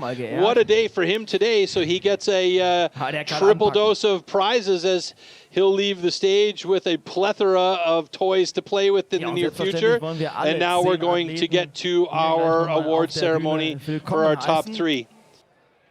Schau gerade mal in die Startlöcher. All right, so we're going to bring all of our athletes back up on stage. Hopefully everybody's ready to go and introduce you once again to these fantastic athletes who battled it out today. So in 10th place, we're going to bring up on stage Stefan Graf. By virtue of one DQ, he missed out on going to the next round. That DQ was in the stock saw, where he cut out the cookie, was just a little bit too thin and wasn't quite there. So for Stefan Graf, it's unfortunate, but you know, it was only a mistake on his part that he made, and you know, he could be there. 9th place goes to Marcus Dengla. He had a great stock saw, but he wasn't super strong in the underhand or standing block chop. And those are the two disciplines that really made the difference for him. Number 8 goes to Andreas Auenhammer, one of the nicest guys in the mix. Underhand chop was excellent for him. Stock saw was quite solid as well. Standing block chop, not so much, and the springboard also not so much. Single buck, he was excellent as well, dropping a personal best there. Number 7 goes to Danny Vielwerts. The young man who is definitely on his way up. He's got skills. Underhand chop, he was 3rd place. He struggled in the stock saw a little bit on the standing block chop. And for the single buck, he had a problem there, only getting 2 points out of that one. But the springboard, he was solid in the 3rd place. And then we're going to go up to Thomas Hofbauer in 6th place. Underhand chop wasn't so solid for him, but stock saw was very good. So was the standing block chop. Single buck struggled a little bit, and springboard, he was excellent. And then the hot saw we saw got himself a personal best, but wasn't quite where he needed to be in the rankings there. So number 5 goes to Nils Müller. What a guy. I mean, always upbeat, always positive, always smiling. He had a great underhand chop, stock saw, middle of the pack, standing block, middle of the pack, single buck. He was excellent, and he got a disqualification for overtime in the springboards, and in the hot saw, a solid 12 points in 4th place there, the 3rd place, And then Stefan Odvarka. I mean, what can you say about this guy? He was solid and consistent throughout the day. Good stock saw, good single buck, solid hot saw. Got himself also. So here we go. Our 3rd place is going to Marcel Steinkemper. He got himself a personal best in the hot saw. That last discipline, he struggled on the single buck. That was his downfall really in this competition. He won underhand, he won standing block chop, he struggled in single buck. In springboard, he was middle of the pack, and in the hot saw, he got 5th place and a personal best. So he can definitely take that to the bank, and he is on the podium today in the bronze medal position. A great job by Marcel Steinkemper. Plus den Pokal. Damit sind wir. All right, so there you see 3rd place Marcel Steinkemper, but now we're going on to 2nd place, a legend in German steel timber sports, Peter Bauer. Underhand chop, he was middle of the pack. Stock saw, he was very good. Standing block, he was very good. Single buck, he was excellent. Springboard, he was excellent. Hot saw, he was excellent, and by that, he's got himself a silver medal, 2nd place here on the podium today. Fantastic job for one of the living legends, the granddaddy caddy of German timber sports, Peter Bauer.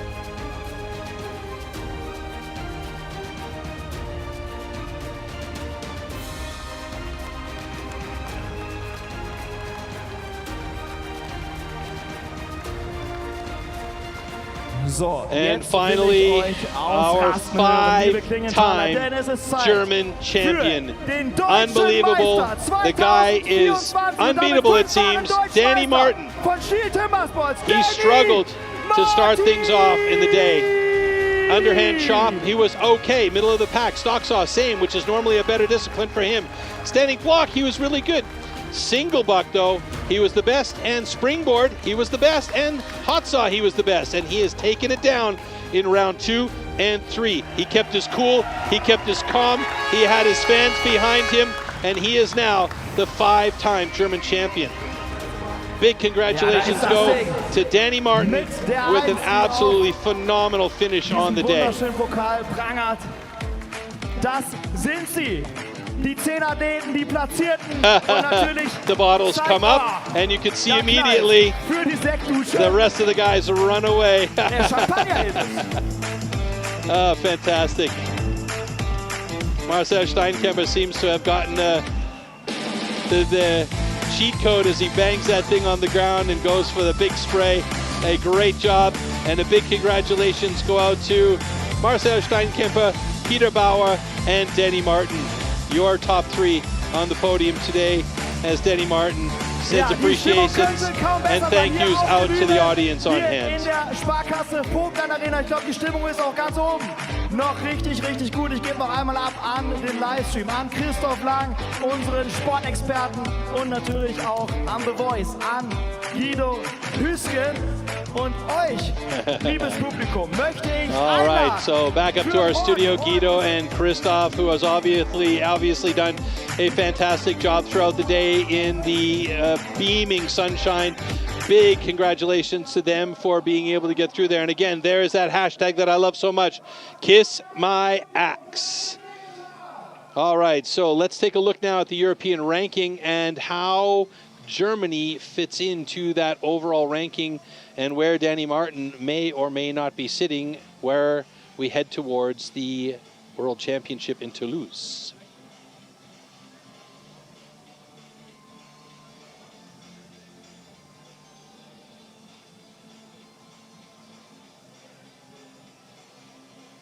So there you go, Danny Martin, by virtue of fantastic performances here today, sitting in 4th place. So really safe for the World Championships in November. We still do have the French and Swiss championships coming up in the month of September. So things could change there, but I don't think they're going to change drastically for Danny Martin, who we will most definitely be seeing at the World Championships. So that is all she wrote for today, and what a day it has been. We have had our German Pro Championship, which we just saw. We had the Newcomer Championship earlier on in the day, and tomorrow we have our International Women's Cup, which is basically a women's world championship. So please do join us tomorrow.